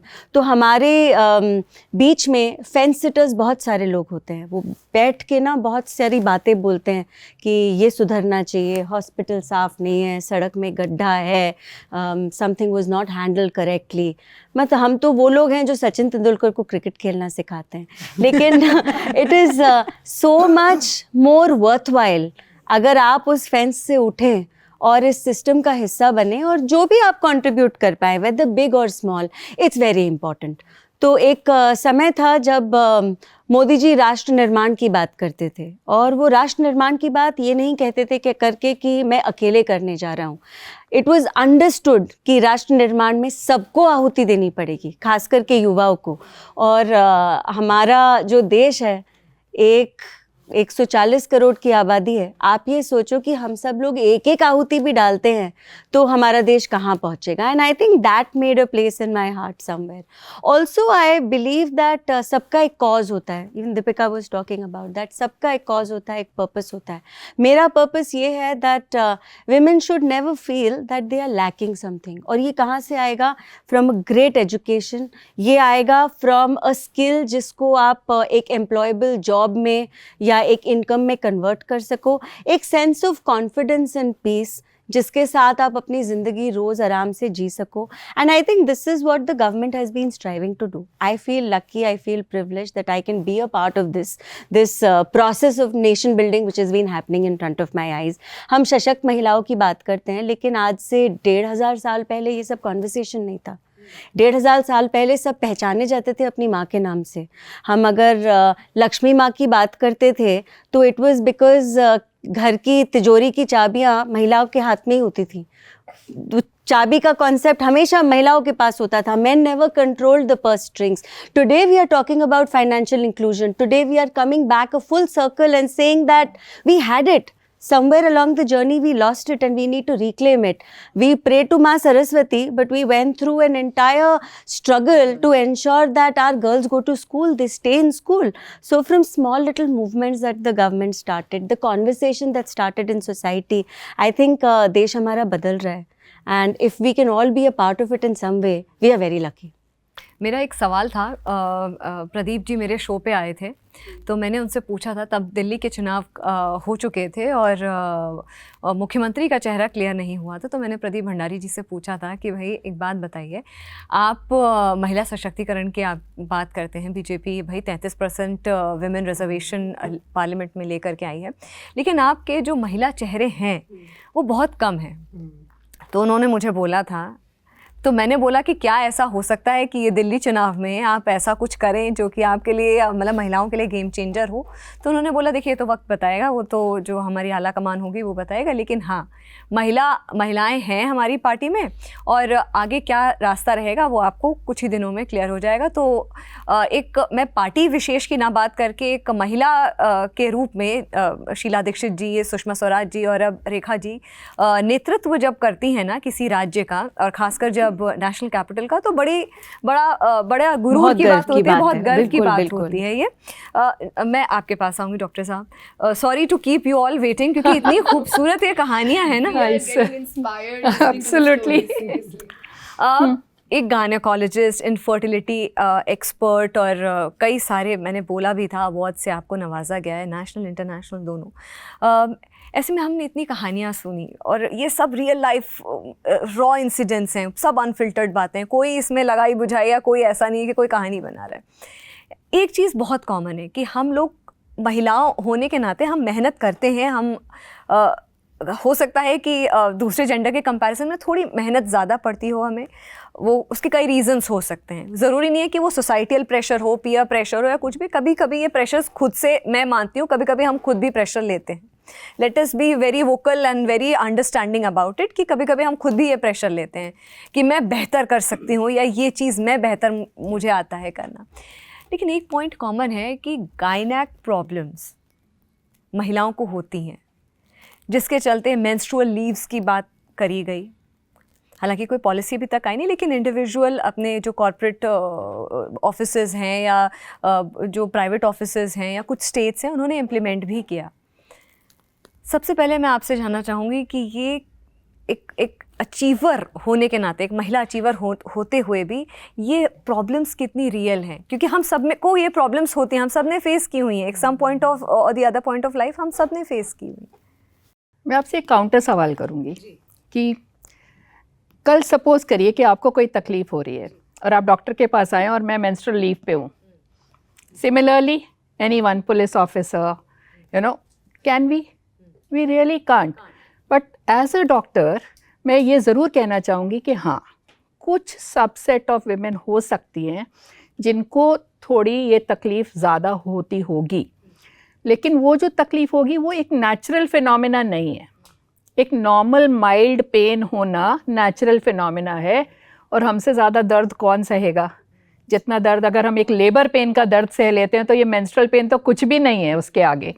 तो उसको इतना बड़ा हुआ बनाने की ज़रूरत नहीं है, बिकॉज़ वो कहीं ना कहीं हमारी तरक्की को ही रोकने वाला है। देखिए, मैं स्कूल में, हमारे कितने सारे स्पोर्ट्स पीपल हैं, औरतें हैं, जिस दिन रेस का दिन होता है तो वो लीव लेके तो नहीं बैठेंगे। We are performers, we are achievers, हम हर क्षण लड़ेंगे उस चीज़ के लिए। तो ये तो बहुत एक छोटी सी चीज़ है जिसके लिए मुझे ऐसा बिल्कुल नहीं लगता कि हमें लड़ना चाहिए। हाँ, जिसको थोड़ा ज़्यादा तकलीफ़ हो रही है उसको सबसे पहले जाके डॉक्टर को देखना चाहिए। उसे मेडिकल लीव की ज़रूरत है, मेंस्ट्रुअल लीव की ज़रूरत नहीं है। ये तो बहुत इम्पॉर्टेंट है जो हमें समझना पड़ेगा, बिकॉज़ ये हमारी आगे तरक्की और हमारे अचीवमेंट के अंदर एक बड़ा रोड ब्लॉक होगा कल। So I would urge all the women कि इसको जितना जल्दी हो सके अपने दिमाग से निकालें, और अपने आप को मेडिकल हेल्प की ज़रूरत है, please go and take. You know Smriti, बहुत ब्यूटीफुल चीज़ बोली मैम ने, और मैं सॉरी टू इंटरप्ट, बट आपने जो फेमिनिज्म की बात की ना, अब कहीं पे यहाँ पे प्रॉब्लम आ जाती है जब आप मेंस्ट्रुअल लीव को एक फेमिनिस्ट इशू बना दो और फिर सारी महिलाओं को बोलो कि नहीं, अगर आपको ये नहीं मिल रही तो ये डिस्क्रिमिनेशन है। That is wrong. अब मैं आपको एक और चीज़ बताती हूँ। शाहिदा जी यहाँ पे बैठी हैं, वो मेरी तरफ देख करके मुस्कुराई, क्योंकि मुझे लग रहा था कि उनको भी वो पॉइंट याद आ गया जो उन्होंने मेरे शो पे, इससे पहले जो हम दोनों का शो हुआ था उस पर ये बात बोली थी मंथन पे। ये देखिए स्मृति, इनकाउंटर होना है, टेररिस्ट वहाँ छुपा बैठा है, मेरा देश खतरे में है। मैं ये तो नहीं बोल सकती कि मैं पीरियड्स में हूँ या मैं डाउन हूँ, मैं जा करके मैं एनकाउंटर नहीं करूँगी। और फॉर्चुनेटली कह लो या अनफॉर्चुनेटली, और मुझे हमेशा मतलब जब फर्स्ट डे होता था ऊपर चढ़ना होता था पहाड़ी पे, और कई बार मेरे साथ सब काउंटर पार्ट मेरे जूनियर्स जो थे मेल थे, और उन दिनों इतनी सुविधा भी कम होती थी जो आजकल इतनी सारा कुछ और अंडरस्टैंडिंग भी आपको एक टैबू था, आप किसी को कैसे बताएं कि मुझे ये प्रॉब्लम है। I agree, totally agree with you कि ये एक रोकने की बात है। आप वो मेडिकल लीव की बात करिए, आप उसको उसकी वीकनेस की बात कीजिए, वो she should be more strong कि वो हर हालत में किसी से कम ना कमतर ना। But I can understand like some professions, जो जैसे आपका प्रोफेशन है या जर्नलिज्म है, अब इतनी फैसिलिटीज़ हमारे देश के अंदर नहीं हैं जहां आपको कभी किसी फैसिलिटी की ज़रूरत है और वहां वो अवेलेबल नहीं है। सो आई फील कि आप शोर मचाइए, लेकिन to create all those facilities, ताकि आपका जो काम है, जैसे अब हमने मैटर्निटी लीव के लिए बात करी, मैटर्निटी लीव एक्सटेंड हुई है ना। सो इस तरह से ये शोर मचाना ज़रूरी है कि yes, please understand the need for these facilities, because if you stop a woman, I can tell you कि कोई भी देश, कोई भी फैमिली, कोई सोसाइटी, कोई देश आगे बढ़ ही नहीं सकता अगर वो अपनी औरतों को पीछे छोड़ के जाएंगे। तो if we have to really move forward, हमें ये आधी आबादी को तो आगे लेके जाना ही है, और उसके बिना हम कोई काम नहीं कर सकते। आज हमारा घर नहीं चल सकता अगर हम नहीं हैं, चाहे मैं डॉक्टर हूँ, चाहे जर्नलिस्ट हूँ, चाहे पुलिस ऑफिसर हूँ। घर जाके बहुत सारी चीज़ें हम ऐसी करते हैं जो आज भी, आई एम सॉरी टू से, आई एम अ फेमिनिस्ट, मर्द नहीं कर सकते। बट आई ऑल्सो बैलेंस कि जो काम मर्द कर सकते हैं वो मर्द करें, बैलेंस वहाँ पे आता है, और जो औरतें कर सकती हैं वो औरतें करें और एक दूसरे की चैलेंजेस को रिकॉग्नाइज करें। जैसे आपने भी एक बात बहुत अच्छी बोली थी कि खाना पकाना कोई ज़बरदस्ती नहीं है, मैं खुशी से पकाती हूँ। तो कुछ Yeah. चीज़ें ऐसी हैं एज वुमन हम Exactly. वॉलंटियर करते हैं, हमें Yeah. अच्छा लगता है। बहुत अच्छा लगता है। See, वो पता है स्मृति, आधा थोड़े टाइम stress में तो क्या हो उसी गया है, stress the buster whole है। idea of feminism has become that you are in competition with men. It's not that. You are in cooperation with men for society to progress. So it has to be always about cooperation. नहीं, मैं इसमें एक चीज़ add करना चाहूँगी कि बहुत सारी, जैसे मैं अपनी डॉक्टर फ्रेंड्स को ही देखती हूँ, मैं तो कभी किचन में नहीं घुसी। No, I always say like ये कोई ऐसा कोई बहुत बड़ा ट्रॉफी नहीं है कि आप किचन में नहीं घुसे, बिकॉज किचन मैं में इसलिए घुसती नहीं हूँ। घुसे क्योंकि हम कमा रहे हैं। मैं ऐसा वो थोड़ी है। life skill है। नो, मैं घुसती इसलिए हूँ कि मुझे अपनी किचन का अंदाज़ा रहता है। पहली बात, मैं घुसती हूँ क्योंकि मुझे पता है कि मैं हेल्दी फूड सर्व कर सकती हूँ। मैं घुसती हूँ कि मैं प्यार से खाना बनाती हूँ, तो उसका एक अलग असर आता है फैमिली पे और बॉन्डिंग अलग से होती है। सो देयर बहुत सारी चीज़ें जिसकी वैल्यू अलग है और उस वैल्यू को समझना है। नॉट दैट कि हाँ मैं एक नौकरानी हो गई अगर मैंने खाना बनाया। आई फील मैं रानी हो गई अगर मैंने खाना बनाया। मैं हॉस्पिटल से आती हूँ, मैं सीधा किचन में जाती हूँ जस्ट टू सी कि क्या होने वाला है आज। सो एक स्ट्रेस बस्टर भी होता है, एक घर का कंट्रोल भी Exactly. होता है कि हाँ Yes. मतलब आई एम द नहीं, डिसीजन आपको मेकर। जो अच्छा लगता Yeah. है बेसिकली मोर ओवर बेसिकली देखिए, ये आप- कहानियां हैं, ये बातें बनाने, बातें, ये झूठी बातें हैं लोगों ने फैलाई हैं। Yeah. बेसिकली ये लेडीज को काम करना नहीं है और बातें करनी है। Exactly. बेसिकली किचन में जाना कोई बहुत बड़ा बम नहीं है और वो घुसेगी भी नहीं। Yeah. मैं तो आई लव किचन। मेरे Exactly. बच्चे मेरे हाथ की बिरयानी दुनिया बस। भर में खाएंगे, कहेंगे नहीं जो आप बनाते हो कोई अच्छा नहीं। Absolutely. मुझे उसको ये नहीं कि मुझे कोई प्रेशर लेके बनाती हूँ। I love to Enjoy. Do for मैं बस एक चीज बोलना चाहूंगी जो आजकल एक वो हाँ जरूर बहुत क्विकली बोलूंगी। मैं रियलाइज करी थी, सरू वेट करिए, ये जो मिसेस मूवी है उसका काफी प्रचार हो रखा है। मिसेस मूवी में ऐसा भी होता है। अब नहीं, देखो नहीं, नहीं, कुछ मैम, ऐसा होता है। ऐसी पताड़ी जाती है, नहीं, नहीं। अभी भी हो रहा है। मैं वो तो कौन सा- डिनाई नहीं करी मैम, मैं ये बोल रही हूँ कि लार्जर लेवल पे नहीं, लार्जर लेवल पे मुझे लगता है एज विमेन हमारे को अप्रिसिएशन थोड़ी सी कोई दे दे ना, प्यार से बोल दे, हमें बहुत अच्छा लगता है। तो आई थिंक पुरुषों को थोड़ा सा समझना चाहिए कि अगर कोई आपके लिए कुछ कर रहा है, आप प्यार से उसको एक्नॉलेज कर दोगे ना, बहुत हो जाएगा। सॉरी, मैं मिसेस मूवी की एक बड़ी अजीब सी बात बताती हूँ। उसका एक डॉक्टर बताते हैं, बड़ा अच्छा सा डॉक्टर, गायनोकोलॉजिस्ट, अच्छा सा क्लिनिक का मालिक, और टूटी फूटी घर, टूटा फूटा। इतना बुरा हाल तो नहीं हो सकता ना किसी का घर यार। कम से कम उसकी एक काम चप्पल भी करने वाली निकाल बाई कर नहीं है उसकी उसके पकड़ घर रखी में। है। सैनिटरी पैड तो आजकल स्विगी मार्ट पे आ जाता है यार, सैनिटरी पैड मंगवाने मैं की क्या इसका जरूरत है? एक बहुत अलग सा थॉट प्रोसेस देना चाहती हूँ अपनी महिलाओं को भी और पुरुषों को भी।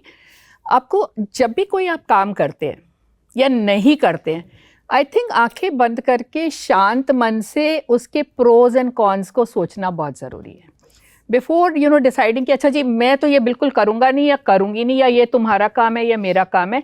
ये ऐसा नहीं होना चाहिए। एक्चुअली हम लोगों को ये सोचना चाहिए कि मैं क्या चीज़ अच्छा कर सकती हूँ या कर सकता हूँ, and then sort of balance it out between families. और वो एक बहुत ही अच्छी अप्रोच है जो हमें लेनी चाहिए। और मुझे लगता है कहीं ना कहीं अवेयरनेस बढ़ भी रही है, कहीं ना कहीं अवेयरनेस। सरू, मुझे लगता है कि आप एक वर्किंग मदर भी हैं और एक डिजिटल कंटेंट क्रिएटर, और people are liking you, following you have a huge fan base. तो इसमें आपके हस्बैंड भी, हमने कई वीडियोस में देखा है, वो भी इक्वल शेयर ऑफ रिस्पॉन्सिबिलिटीज़ लेते हैं।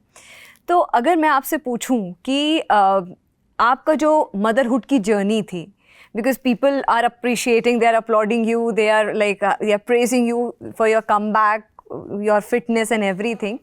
तो मैं अगर आपसे पूछूं आपका जो मदरहुड की जर्नी थी वो कैसी रही, क्योंकि you are very vocal about women rights, at the same time you are very supportive of your husband. मैंने कई अवार्ड फंक्शंस में देखा है कि आप अपने हस्बैंड के बिना नहीं आती हैं। यस, और एक्चुअली वो आना भी चाहते हैं साथ में, so it's both ways. Motherhood journey मैं इसको एक ब्लेसिंग ही मानती हूँ, बहुत बड़ी। आई मीन ऑफ कोर्स सभी मानते हैं, but I know a lot of women, a lot of friends personally जो कि बहुत कंप्लेन भी करते हैं, बिकॉज शायद कहीं ना कहीं उनकी वो पर्सनल चॉइस नहीं रही होगी। हम यहाँ पे बहुत, जब हम सब ये बात कर रहे थे, मैं यही बात कर रही थी कि एक पर्सनल चॉइस वाली जो बात है ना, वो बहुत ज़रूरी है when it comes to womanhood, क्योंकि हम पर वो चीज़ें ना जब थोप दी जाती है ना, that these are the roles that you're assigned to and you have to. And वो जो have to वाली बात आ जाती है, then फिर choice नहीं रही. When you have no choice, that means whether you like it or not, you will have to do it. So then it's definitely, then it's patriarchy. Then it's a male-driven world. फिर आपकी say ही नहीं है उस बात पे. This is what I wanted to add on. I mean, my personal journey बहुत amazing रही. मेरी pregnancy I didn't conceive naturally, जैसे हम बात कर रहे थे. मुझे बहुत समय लगा. पहले तो हमारी मैरिज में ही बहुत प्रॉब्लम्स थी. I'll keep it very honest and very candid today. I got married at the age of 21. And it was a love marriage. We dated for 8 years. I was almost a teenager when we fell in love. Wow. Teenager then, Saru. 12 में शुरू हो गया. 14. I was in school, but I was this tall, so he misunderstood me. And of course, I also liked him. It was a mutual feeling. So he was also 6'3" inch tall, and I was all gaga about him. It was, ishq उस time पर जैसे था होता था. And the best part was that, we really understood each other. हम एक जैसे family background से थे. He is Punjabi, I'm Bengali. He really loved the way I was raised. क्योंकि Bengali parents ना, they're very forward thinkers. हालांकि मेरे parents बहुत पढ़े लिखे नहीं थे. दोनों ने अपनी 10th भी नहीं पूरी करी. और my dad moved to Ludhiana from West Bengal when we were just 3 years old. क्योंकि वो कुछ करना चाहते थे. And he started his own factory from scratch. Literally वो 100 रुपये थे उनकी जेब में जब वो निकले. मुंबई की तरफ उन्होंने वहाँ पे शुरू किया. But then eventually we move to Ludhiana. और बड़ी इंस्पायरिंग है उनकी जर्नी भी. और मैंने उनको देखा है अपनी लाइफ में. और उन्होंने जिस तरह से मेरी मदर को भी सपोर्ट किया और जिस तरह से मेरी मदर ने उनको सपोर्ट किया उनके काम में, I have seen that beautiful relationship of them supporting each other. And we are just 2 sisters, मैं और मेरी सिस्टर. बट हमें अभी कभी भी ना लाइफ में ऐसा फील नहीं हुआ कि उन्होंने ऐसा कभी जताया हो कि उनको किसी बेटे की ज़रूरत है. So that is one thing, that they have raised us like their sons. And I wouldn't even say that. I mean, उन्होंने daughters की तरह ही, but हमें पूरी आज़ादी दी. इनफैक्ट हमारे नेबर्स बहुत जेलस होते थे कि तुमने अपनी बेटियों को ना बहुत आज़ादी दी है. वो कुछ भी कपड़े पहनती हैं, कैसे भी बोलती हैं, घर का काम नहीं करती हैं. और मेरी मॉम बहुत क्लियर थी कि जब उसके सिर पे पड़ेगी ना, वो अपने आप कर लेगी. मुझे उसको इसके प्रेशर में नहीं डालना है. मेरे ऊपर ये प्रेशर था. उसको पढ़ाई करनी है, वो पढ़ाई करेगी. उसको जो मन में है वो करना है, क्योंकि मेरे पास वो सपोर्ट थी. And my like Sumit really like that कि इस तरह की फैमिली और इस तरह की लड़की. I mean I would really love to, we would carry on. और हम फिर then I got married early also. उसके पीछे भी बहुत बड़ी स्टोरी है, वाई सो अर्ली. वो इतना डेप्थ में अभी मैं नहीं जाऊँगी. But when I got married I was very ambitious when I was a child, because I wanted to do. मैंने अपने डैड को देखा एक बिजनेस. आज हमारी 2 फैक्ट्रीज़ हैं और कहाँ हम लिटरली एक कमरे में रहते थे हम लोग. जब हम लुधियाना में आए थे लिटरली कुछ नहीं था हमारे पास. एंड वहाँ से जो मैंने अपनी डैड की जर्नी देखी, मुझे भी था कि मुझे अपनी लाइफ में ना कुछ ऐसा ही कुछ अमेजिंग करना है जहाँ पे मेरा क्रिएटिव एक्सप्रेशन भी हो. But I don't want to work for anybody. But when I got married so early, मेरी कैंपस प्लेसमेंट होगी, जो ईजी चॉइस थी वो मैंने की. I worked at MNCs corporates for like 6 years. Night shifts होती थी मेरी. एंड मुझे ऐसा लगता था कि मेरी लाइफ का भी क्या है पर्पस, ऑब्जेक्ट, मतलब यही है मुझे करना है. रोबोटिक मतलब I got married and now I am going to office and now people will expect me to have kids soon. And then this is what. So मेरा वो ड्रीम नहीं था. Of course I mean I don't जज anyone for having being a home maker, of course. But if that is their personal choice, I respect that. But अगर आप वो कुछ करना चाहते थे अपनी लाइफ में बट आपको वो कभी अपॉर्चुनिटी नहीं मिली या आपने कभी कुछ कोशिश नहीं किया, then that is a problem. I think वो हमारे as a women, as a female, हमारे अंदर ये नेचुरली वो बिठा दिया जाता है that these are the roles that you are meant to play in life. इसके अलावा कुछ करना है तो आप देख लो, लेकिन ये तो आपको अच्छे से करना है. ऑफकोर्स आई मीन बैलेंसिंग की जहाँ बात आती है तो I'll give you an example. हमारी लड़ाइयाँ कहाँ शुरू हुई सुमित और मेरी. So we were both working in night shifts. I was 22 years old and हमारे में भी 7 years का age difference है. So because he was also coming from a conditioning कि हमारे घर में ना लड़कियाँ ही खाना बनाती हैं, हम कुक के हाथ का नहीं खाते. मैंने ज़िंदगी में नहीं बनाया था और मुझे ना ही शौक है. एक होता है, एक शौक भी होता है. मेरी मदर को भी नहीं था शौक, वो आई थिंक मुझे वहीं से आया. So I was like, आप भी आए हो ऑफिस से, मैं भी आई हूँ ऑफिस से, why am I expected to get in to the kitchen. तो फिर हमारी लड़ाई का हमने ये सोल्यूशन निकाला, एक दिन आप बनाओगे, एक दिन मैं बनाऊंगी। Let's get till date. मान गया ना, Yeah. नहीं तो कोई नहीं, मैंने बोला, मैंने कोई ऑप्शन ही नहीं छोड़ी। माना पड़ता है। सी आपने जैसे बोला ना कि क्योंकि आप मान जाते हो, आप नहीं माने ना, मैं भी नहीं मानी, Yeah. मैं भी अड़ी रही कि बिल्कुल, मुझे दिस इज अपना सॉरी। अपने कहीं पे ये खाली बात, ये घर की बात नहीं है, ये तो चलो अपनों से तो कभी लड़के जिंदगी नहीं निकलती, फिर आप बिल्कुल। बिखर के रह जाते हो, बिल्कुल। वो तो लड़ना भी नहीं चाहिए, वो मनवाना समझाने आनी चाहिए, आपको अपना आपको perspective- दूसरों को मनवाना है कि आई एम, मतलब मेरी एक लिमिटेशन है, उसके बाद no. Exactly, no to exactly. say draw the no. line. You where to हाँ, draw the line. बस, yeah. I'm Draw happy एक to do line what I करना do. I पड़ेगा। mean, we love each other. We've known each other for so Very good. long, हाँ. and we are companions. Let's be like companions. Let's not bring this कि मैं आदमी हूँ तो मैं इस तरह से रहूँगा और आप औरत हो तो आप इस तरह से रहोगे. We have to be like companions and we have to be like a team. And वो आपको communicate करना आना चाहिए. अब problem ये है that women go in complaining mode. अब जैसे मिसेस मूवी की क्या problem है? I was so cringed at that movie. The way that a person, पहले आप शादी हुई या प्यार हुआ, प्यार में बहुत कुछ करते आप हो. लोग पूरी देख चुके, मैं पूरी देख नहीं पाई। मैं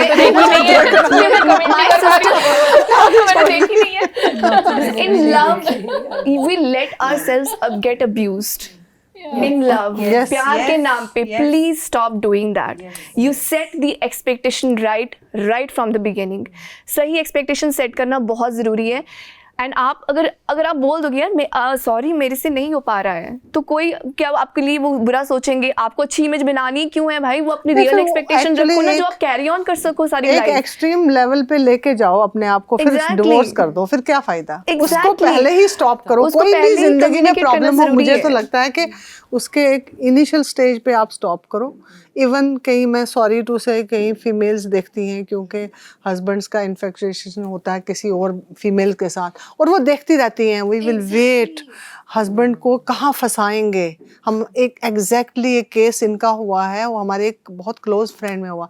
वाइफ ने हस्बैंड पे, क्योंकि डिवोर्स लेना था, 498 लगाया, क्या कह के, मतलब अब I don't want to discuss that. छोटी सी बात, मेरी सास ने खाने में ये डाल दिया इसलिए मुझे स्मेल आती थी, तो ये मेरा मतलब इस तरह से मेरे को टॉर्चर होता था, ये टॉर्चर था. तो कभी किसी को हम दोनों हस्बैंड वाइफ में, इतना मेरा एक चैलेंजिंग जॉब है, मैं हस्बैंड को, मेरे हस्बैंड बोलते हैं मुझे यार तुम्हारे हाथ का खाना खाना है, लेकिन इट डजंट मीन कि मैं कोई बहुत बड़ा आसमान उतार रही हूँ. मैं खुशी से जाके खिलाती हूँ. मेरा बच्चा 2 दिन खाएगा, तीसरे दिन कहेगा मम्मा बस हो गया, अब इनके हाथ का नहीं खाना. आप मुझे खुद, चाहे मैं कितना ही रात के 8-9 बजे भी जाऊंगी, मैं खुद बनाऊंगी. वो मुझे अच्छा लगता है. That's all. नहीं, वो मेरे को अच्छा लगता है. It's not Looking after which is more important. मुझे पॉइंट ये लग रहा है कि जो सरू बोल रही है, मुझे बिल्कुल कि right. आपका एक पर्सनल इंटरेस्ट होना चाहिए. जैसे मुझे अच्छा लग रहा है खाना बनाना, सामने वाले को नहीं अच्छा लगेगा, वो उसको पेन लगेगा कि यार ये बैगेज है मेरे ऊपर. Exactly. तो I think एक चीज़ expectation यहाँ पे भी पॉइंट होती है लाना ना। चाहूंगी. देखो, एक तो ये है कि एक लड़की है, वो पढ़ लिख कर डॉक्टर बन गई, वो लॉयर बन गई, वो जर्नलिस्ट बन गई, वो काम करना चाह रही है और उसके घर वाले करने नहीं दे रहे. लेकिन एक वो भी लड़की होती है जो कहती है कि अब मैं माँ बनना चाहती हूँ, अब मैं 2-5 साल घर रहना चाहती हूँ. उसको भी जज किया जाता है. Yes, उससे भी कहा जाता है कि exactly. तुम 10 साल की पढ़ाई करके आज डॉक्टर बनी हो, तुम घर क्यों रहना चाहती हो. मुझे लगता है ना, महिलाओं के लिए ये दोनों तरफ से जजमेंट आता है कभी-कभी, और दोनों रुक जाना चाहिए. मगर क्या आप इस बात से एग्री करते हैं कि ज्यादातर ये जो जजमेंट आता है सोसाइटी का, वो महिलाओं से ही? मैं तो ये बोल रहा हूँ, मेरे मुंह में भी वो बोल आता है, उनकी बोल आता है. क्योंकि पता है प्रॉब्लम क्या हो गई है, महिलाओं ना आजकल केवल ये अपना अधिकार तो मांगती हैं, लेकिन जो उस अधिकार के साथ आपका खुद का कर्तव्य होना चाहिए, वो आप भूल जाती है. अरे हम तो दोनों तरीके से बात कर सकते हैं ना. आप अधिकार मांगिए, लेकिन अपने कर्तव्य का भी I ख्याल want to रखिए. add one thing very important here because मैं आपकी सबकी बातें सुन रही हूँ और मैं एक डॉक्टर हूँ. मेरे को बहुत सारी और harsh realities of a female body and the nuances पता है. मुझे करियर ओरिएंटेड लड़कियों की भी सारी इश्यूज पता है. बट कुछ चीज़ें ऐसी हैं जहाँ पे, जैसे सारू ने बोला, बच्चों को लेके कई बार हम लाइक एज अ पेरेंट या बड़ा कोई कहता है कि अच्छा भाई सही टाइम पे बच्चा पैदा कर लो. आई थिंक उसके नीचे की जो अंदर की डेप्थ है उसको समझना भी जरूरी है. बिल्कुल. बिकॉज आप करियर ओरिएंटेड हैं, आप पीक पे जा रहे हैं, लेकिन उस पीक के साथ एक बहुत बड़ी चीज आप खो रहे हैं, वो आपकी फर्टिलिटी। बिल्कुल। और ये उसका अनफॉर्चुनेटली balance बच्चा करना आपका बहुत करियर जरूरी नहीं है। रोकता। और अनफॉर्चुनेटली या फॉर्चुनेटली मुझे नहीं पता, बट ये जो आप जब अपने करियर के पीक पे होते हैं, महिलाएं जब अपने करियर के पीक पे होते हैं, वही ऐसा टाइम होता है जब आप मदरहुड को एम्ब्रेस करते हैं। तो वो आपके लिए एक टर्निंग पॉइंट होता है, एंड एज अ वुमन मुझे लगता है ये आपके ऊपर है, आप उस टर्निंग पॉइंट को कैसे लेते वन हैं। मोर थिंग, आपने बच्चे पैदा करे, आपने बच्चे पैदा करे, मैंने बच्चे पैदा करे, शायद Yes, I have two Aren't we on the peak kids. of our careers? Absolutely. Never We never have to a problem. understand you can नहीं, break do the लेना पड़ता balancing. है थोड़ा सा। 2-3 साल अगर बैक स्टेप लिया, उसका ये मतलब कोई नहीं कि फर्क पूरी नहीं जिंदगी बैक आ जाएगी, आप ऊपर जा मतलब सकते मैं हैं। खुद भी बहुत एम्बिशियस थी, but at the same time Yes. I knew that this is the right time to step Yeah, into motherhood. exactly. So and I genuinely wanted to, या तो आपको नहीं करना है तो आप मन बना लीजिए that you don't want to conceive and you don't want this motherhood. वो भी आई थिंक थोड़ा वो भी लेट एक चॉइस इशू भी होना बहुत चाहिए। सारी प्रॉब्लम्स होती हाँ हैं, ठीक है, बहुत but if you have to then there is a time for it, for everything. Of course आजकल मेडिकल उसमें बहुत प्रोग्रेस है। One thing, Yes, yes. because when you say have to, there is nothing as have to. Yes. Because I feel कि एक family जो है वो आपकी सैनिटी मेंटेन करके रखती है, आपके रिलेशनशिप्स मेंटेन करके रखती है, आपकी बॉन्डिंग मेंटेन करके रखती है, आपकी अंडरस्टैंडिंग मेंटेन करके रखती है, किसके साथ कैसे आपने व्यवहार करना है, किसके साथ कैसे पेश आना है, कौन आपका सपोर्ट है। तो एक फैमिली जो है वो बहुत इम्पॉर्टेंट है, और वो फैमिली के लिए कौन रिस्पॉन्सिबल है, वो आजकल के स्पेशली यंग जनरेशन रिस्पॉन्सिबल है जो उससे बहुत दूर भाग रही है। तो वो जो करियर्स हैं वो एक, मुझे I am sorry to say but कई बार एक एस्केपिस्ट एटीट्यूड दिखता है, and that is something which we need to understand and balance, कि कहीं हम अननेसेसरीली किसी चीज़ से दूर तो नहीं भाग रहे, कोई रिस्पॉन्सिबिलिटी से दूर तो नहीं भाग रहे। Motherhood It's a beautiful journey. Beautiful journey. मैं It's a I beautiful think journey. कहीं ना कहीं One popular of the media में जो toughest. दिखाया जा रहा है वो is the reason for this entire shift. I guess women empowerment को जो पॉपुलर मीडिया में दिखाया जा रहा है, what is it? It's portrayal is being brash, Exactly. being irresponsible. In the rights you have to rebel against everything that is being shown as empowered woman. I don't think so that is empowerment. rebel करना पड़ता है, She's you not a child have alone. to. Absolutely. My daughter is bringing Yeah. up 2 children मगर alone. मैं ऐसा तो नहीं है कि मैं पुरुष एक ने सरू- हाँ। सरू को मैंने बहुत कम टाइम दिया, पहले मैं सरू से ये सवाल आगे का भी मैं करूँगी। सरू, अच्छा जो आपकी ये जर्नी रही है, मैंने, क्योंकि एक कंटेंट क्रिएटर होना एक आसान बात नहीं है। ऑनलाइन जो बैशिंग होती है या नेगेटिविटी होती है, क्रिटिसिज्म होता है, वो अपनी जगह होता ही होता है। आप कुछ भी कंटेंट क्रिएट कर लें, कभी आपको महिला होने के नाते किसी चीज़ से कनेक्ट कर दिया जाएगा, कभी आपके कपड़ों के लिए, कभी आपका कि अच्छा हस्बैंड, ऐसे कुछ भी चीज़ें होती हैं। As a woman, how do you deal उस नेगेटिविटी से, उस क्रिटिसिज्म से, उस ट्रोलिंग से आप कैसे डील करती हैं? I'll बी ऑनेस्ट, शुरू में मुझे बहुत इम्पैक्ट करता था जब मैंने बिल्कुल शुरू ही किया था। प्यार भी बहुत मिला है मुझे, बहुत, like thousands of mothers they would text me कि आपकी जर्नी इतनी इंस्पायरिंग, और मुझे तो पता भी नहीं था मैं किसको इंस्पायर कर रही हूँ। मैं तो बस अपनी जर्नी शेयर कर रही थी, अपने एक्सपीरियंसेस। मेरी स्टोरीज़, मेरी वीडियोज़ बहुत अनफिल्टर्ड होते थे। मैं I am playing with my son, और क्योंकि मुझे मज़ा आ रहा है। ऐसा नहीं कि मैं दिखा रही हूँ कि how to be a perfect mother, no, you can't be a perfect mother, but I am genuinely enjoying the time. वो जो 2 साल का मैंने सबैटिकल लिया था, यही सोच के लिया था कि कॉर्पोरेट करियर से I was doing night shifts. It was impossible to raise a kid where both the parents, especially in their early years, are working that to night shifts. It was impossible. I wanted to give that time कि मुझे बहुत मुश्किल से ये blessing मिली है to be a mother, and I want to take the time to connect with the child, है ना। तो I wanted to spend the time with him. तो मैं जो भी करती थी उसके साथ सारा दिन मैं फ्री होती थी। करने को मैं बहुत क्रिप भी कर सकती थी, अरे मेरी आइडेंटिटी चेंज हो गई, आई बिकम अ मदर, अब मेरे पास कुछ नहीं है और करने के लिए। बॉडी कम्प्लीटली चेंज्ड, एंड वो मुझे फ़र्क पड़ा उस चीज़ से, मेरी मेंटल हेल्थ पे पड़ा when I used to see, because I was like this before, even skinnier, but I had put on 24 kgs। मैं 72 kgs पे 49 से 72 kgs पे चली गई थी व्हेन आई कंसीव्ड. सो मेरे लिए वो भी एक मुश्किल फेज़ था, बट लकीली मैं इतनी खुश थी ना अपने बच्चे के साथ वो टाइम स्पेंड करते हुए. I don't know why I feel like I was very very blessed because I know a lot of mothers go through a lot of difficult and also I think support भी बहुत था. मेरी mother in law भी थी, वो भी मेरे साथ आ गई थी. वो लुधियाना में रहते थे but they knew I need them. वो भी मेरे साथ आए. मेरे पेरेंट्स का बहुत सपोर्ट रहा. तो आई थिंक वो एक फैमिली जो एक एनवायरनमेंट था ना वो बड़ा ही पॉजिटिव था. My husband was working from home, so I had all the support that I needed. So I won't say कि मैं खुद ही सब कर रही थी और मैं उसमें भी बहुत खुश थी, हंसती हुई थी, नहीं. But the problem I see in mothers is they don't ask for help. They think that they can do all by themselves. अगर किसी रात को मेरी नींद पूरी नहीं हुई, I would tell my mother in law कि प्लीज़ आप इसको ले लो, मेरे को ना थोड़ी देर सोना है अभी.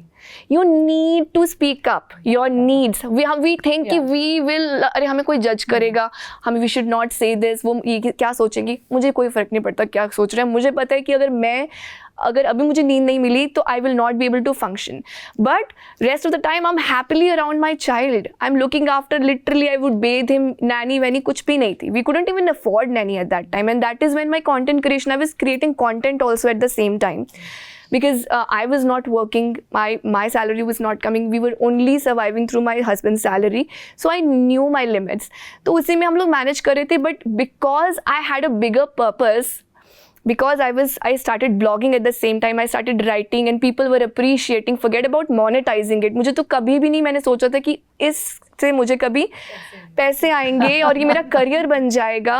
आज लोग सोचते हैं when people come to me and they say how to be a content creator, how do you make so much money and all of that. I'm like मैंने तो इस मोटिव से शुरू ही नहीं किया था. आपका मोटिव ही गलत है. If you're in it for money, your purpose have to be bigger.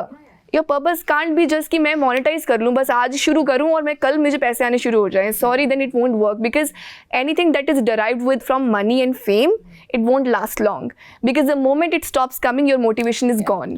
But when you have a bigger purpose that you want to make a difference in the society, because my blood used to boil when I would see mothers suffering for no reason. I would see कि यार क्यों नहीं बोल रही हैं कुछ अपने लिए, क्यों, why are they not voicing out, why are they living this victim mentality when हाँ कि मतलब वो विक्टिम मेंटालिटी में क्यों जी रहे हैं उस तरह से. तो मुझे ऐसा लगता था कि अब उनको बात करने की ज़रूरत है, बोलने की ज़रूरत है, एक हेल्प मांगने की ज़रूरत है. जो तुम्हारे दिल में है वो बोलो, कम्युनिकेट करो उसको. वही मैं उसी के ऊपर मेरा कंटेंट था, उसी से मदर्स इंस्पायर होती थी.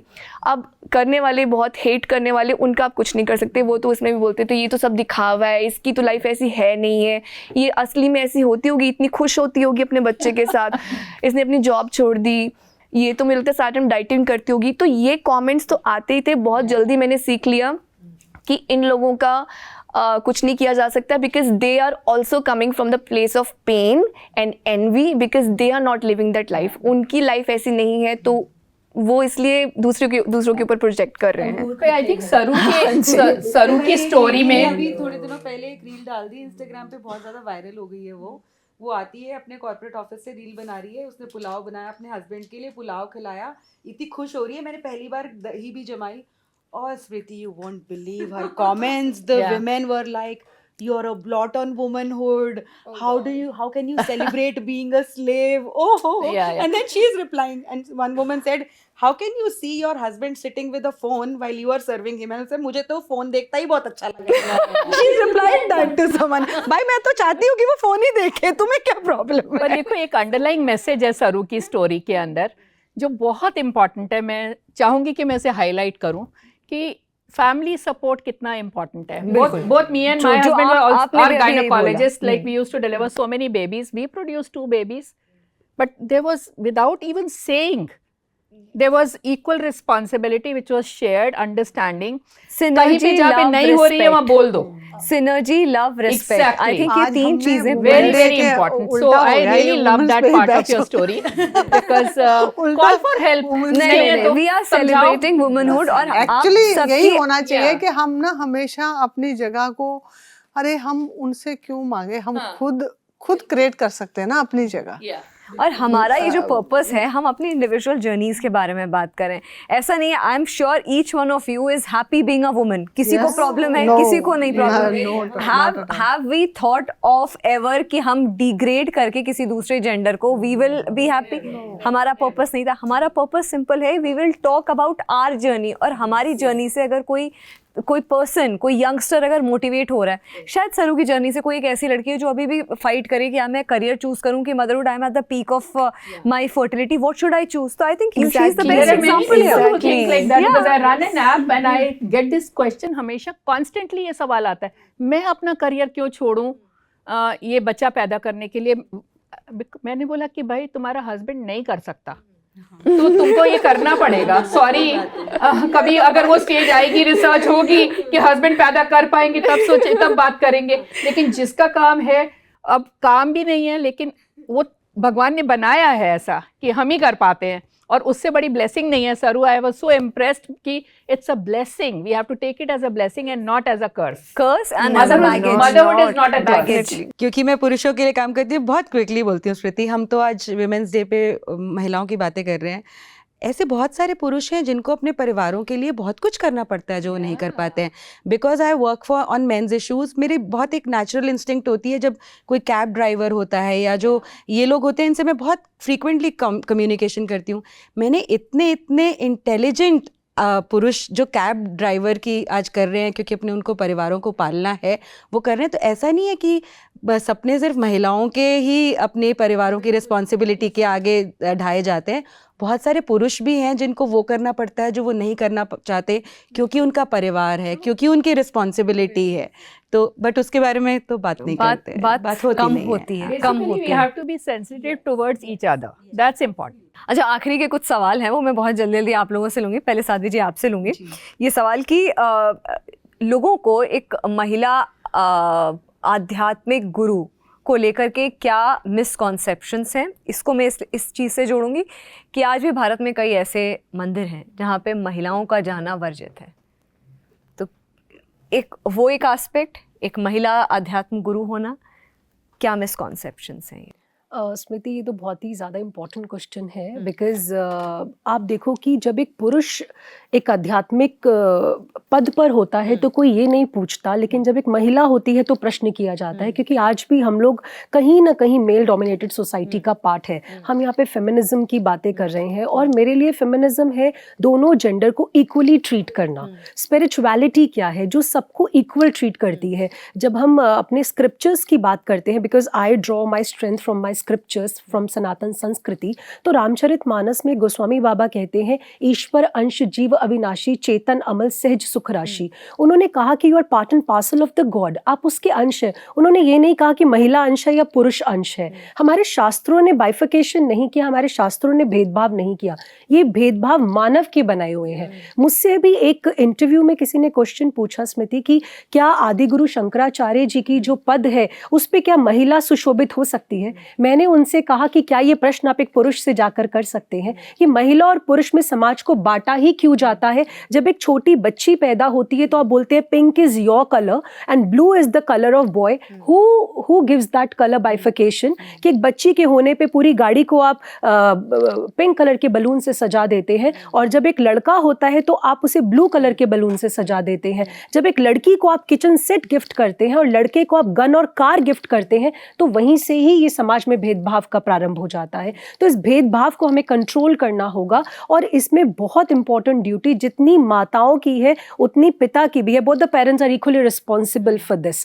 पहली बात ये। दूसरी बात जो आपने कहा कि मंदिरों के कॉन्टेक्स्ट में, मुझे ऐसे लगता है कि परमात्मा हमारे अंदर है, लगता नहीं है, सत्यता है, ईश्वर अंश जीव विनाशी, परमात्मा हमारे अंदर है। तो आप किसी भी मंदिर में जाने से महिला को कैसे रोक सकते हैं? क्यों नहीं महिला मंदिर में जा सकती? ठीक है, there are varied reason for a certain period, 4 दिन का, लेकिन क्यों? मतलब भगवान आपके अंदर है, वो संपूर्ण प्रक्रिया आपके अंदर घटित हो रही है, तो क्या भगवान को आप बाहर निकाल सकते हैं अपने शरीर के अंदर से? नहीं निकाल सकते ना। ऐसे ही आप मंदिर में अगर एक भगवान की प्रतिबिंब है तो आप महिला को मंदिर जाने से नहीं रोक सकते।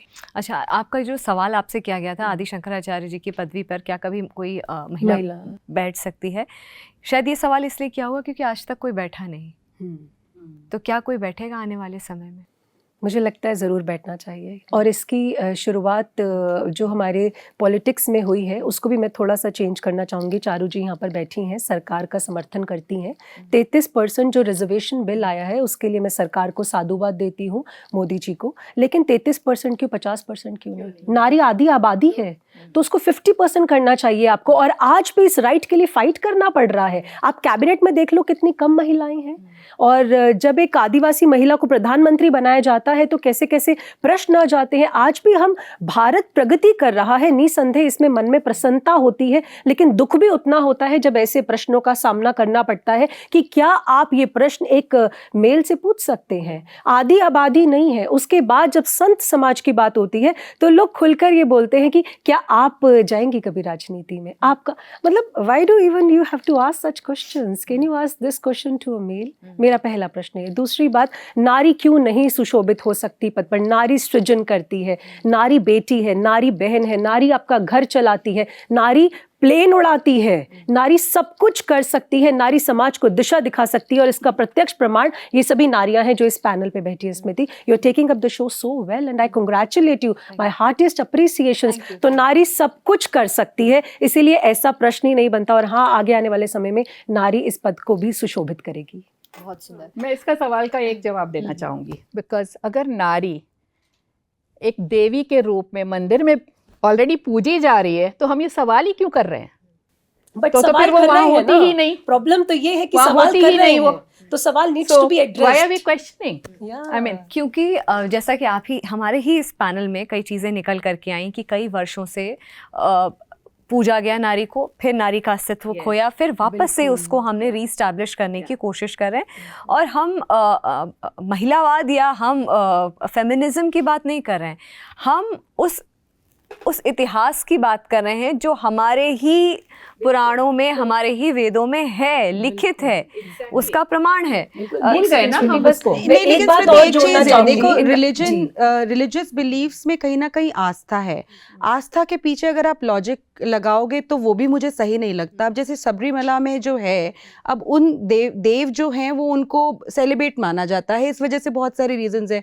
जब इस टाइम पे सबरीमला पे बहुत डिस्कशन उठी थी, तब आई रिमेंबर कि एक फीमेल जज थी सुप्रीम कोर्ट में जिन्होंने जो है उसके फेवर में नहीं दिया था डिसीजन। और ऐसे बहुत सारे मंदिर हैं जहाँ पे पुरुषों का जाना अलाउड नहीं है। तो मुझे लगता है कि हर चीज़ में फेमिनिज्म डाल देना मुझे वो सही नहीं लगता है। जहाँ पे आस्था की बात है वहाँ पे आप उसको आस्था को रहने दीजिए, क्योंकि आस्था एक बहुत ही डिफरेंट सब्जेक्ट हो जाता है। तो हर चीज़ में ये चीज़ ला देना मुझे वो भी सही नहीं लगता लेकिन है। मैं इस पर एक बात कहना चाहती हूँ। देखिए, हमने प्रभु श्री राम के बारे में सुना। प्रभु श्री राम ने रावण का वध किया। क्या आपको पता है माँ सीता ने अहिरावण का वध किया था? माँ सीता ने 3 राक्षसों का वध किया था। She was that empowered. वो रावण की नगरी में रहकर रावण के आगे उन्होंने कभी भी कॉम्प्रोमाइज नहीं किया। कितनी बड़ी बात है। तो जहां पर अभी आपने भी एक बात बोली कि आस्था का विषय है, लेकिन हमें ये जो हमारी मॉडर्न जनरेशन है, because I hail from the same generation, मैं कभी भी आध्यात्मिक जर्नी पर ना आगे बढ़ती अगर मुझे पता होता कि भेदभाव किया जाता है। And I am blessed to change the narrative of the country, Smriti, because जब लोग मुझे देखते हैं तो लोग पूछते हैं कि ओ यू आर एजुकेटेड, फिर क्यों ज्वाइन किया आपने ये? तो that means educated people can not come. No, पहली बात। दूसरी बात, लोग कहते हैं oh you are so well presentable, you know, like look at you. तो I am blessed to change the narrative of the country. तो मुझे लगता है it's high time that we change this narrative also of the country. माँ की पूजा होती है, आप देखिए ना। अच्छा, मैं एक और बात बोलती हूँ, हमारे पुराणों में से मैं एक रेफरेंस जरूर दूंगी। आप देखिए, जो 3 इंपॉर्टेंट मिनिस्ट्रीज है वो तो हमारी देवी माँ ने हैंडल करी है। डिफेंस मिनिस्ट्री माँ दुर्गा, फिनेंस मिनिस्ट्री माँ लक्ष्मी, और फिर एजुकेशन मिनिस्ट्री जिसे आज हम HRD कहते हैं वो माँ सरस्वती। तो हम तो उस देश से आते हैं जहां पर देवी ने सदा दिया ही दिया है। So now it's our time to give back to the planet. बिल्कुल। मैं शाहिदा जी से अगला सवाल लेती हूँ। शाहिदा जी, लॉ इन्फोर्समेंट की जब बात होती है तब ऐसे कौन से मिसकंसेप्शंस हैं या ऐसे कौन से सोच है या विचार है जो आपको लगता है कि गलत रही? क्योंकि मैंने वो पदवी संभाली है, मुझे पता है कि लॉ इन्फोर्समेंट एक महिला होकर के मैंने इस तरीके से इम्प्लीमेंट किया, और ये सोच या ये विचार सामने वाले का गलत था, चाहे वो सामने में महिला हो पुरुष हो। मैं एज अ वुमेन आपको पूछ रही हूँ आपसे। देखिए, लॉ इन्फोर्समेंट लॉ सबके लिए है। जैसे मेरे साथ चारू जी बैठी हैं, ये ज़्यादा इसके बारे में जानती हैं बहुत ज़्यादा। लेकिन लॉ इन्फोर्समेंट, जब आप किसी को क्रिमिनल को देखते हो तब आप ये नहीं देखते हो कि महिला है या मेल है या फीमेल है। मुझे लगता है वहाँ पे ये सोचना भी नहीं चाहिए। मैं जब खुद कहीं पे ऐसी जगह पे जाती थी जहाँ फीमेल भी एक पार्ट होती थी गलत एक्टिविटी को, मतलब जैसे दहशतगर्दों के साथ देती थी, तो क्या हम उनको छोड़ देते थे? फिर नहीं, क्योंकि हमको वहाँ पे ये नहीं देखना अरे ये औरत है बेचारी क्या करती, मजबूर थी।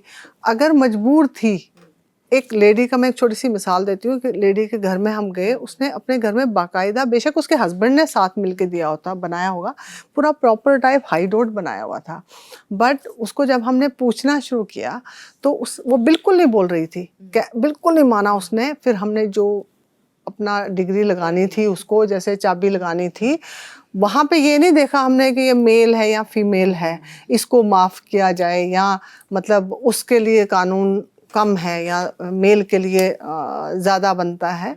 कानून सबके लिए है, वो उसको मुझे लगता है कभी ये भी एक सॉफ्ट कॉर्नर नहीं रखना चाहिए। बातें हमने काफ़ी सारी की फीमेल, आजकल के दौर की, आप नहीं कह सकते कि females are lesser than the mail.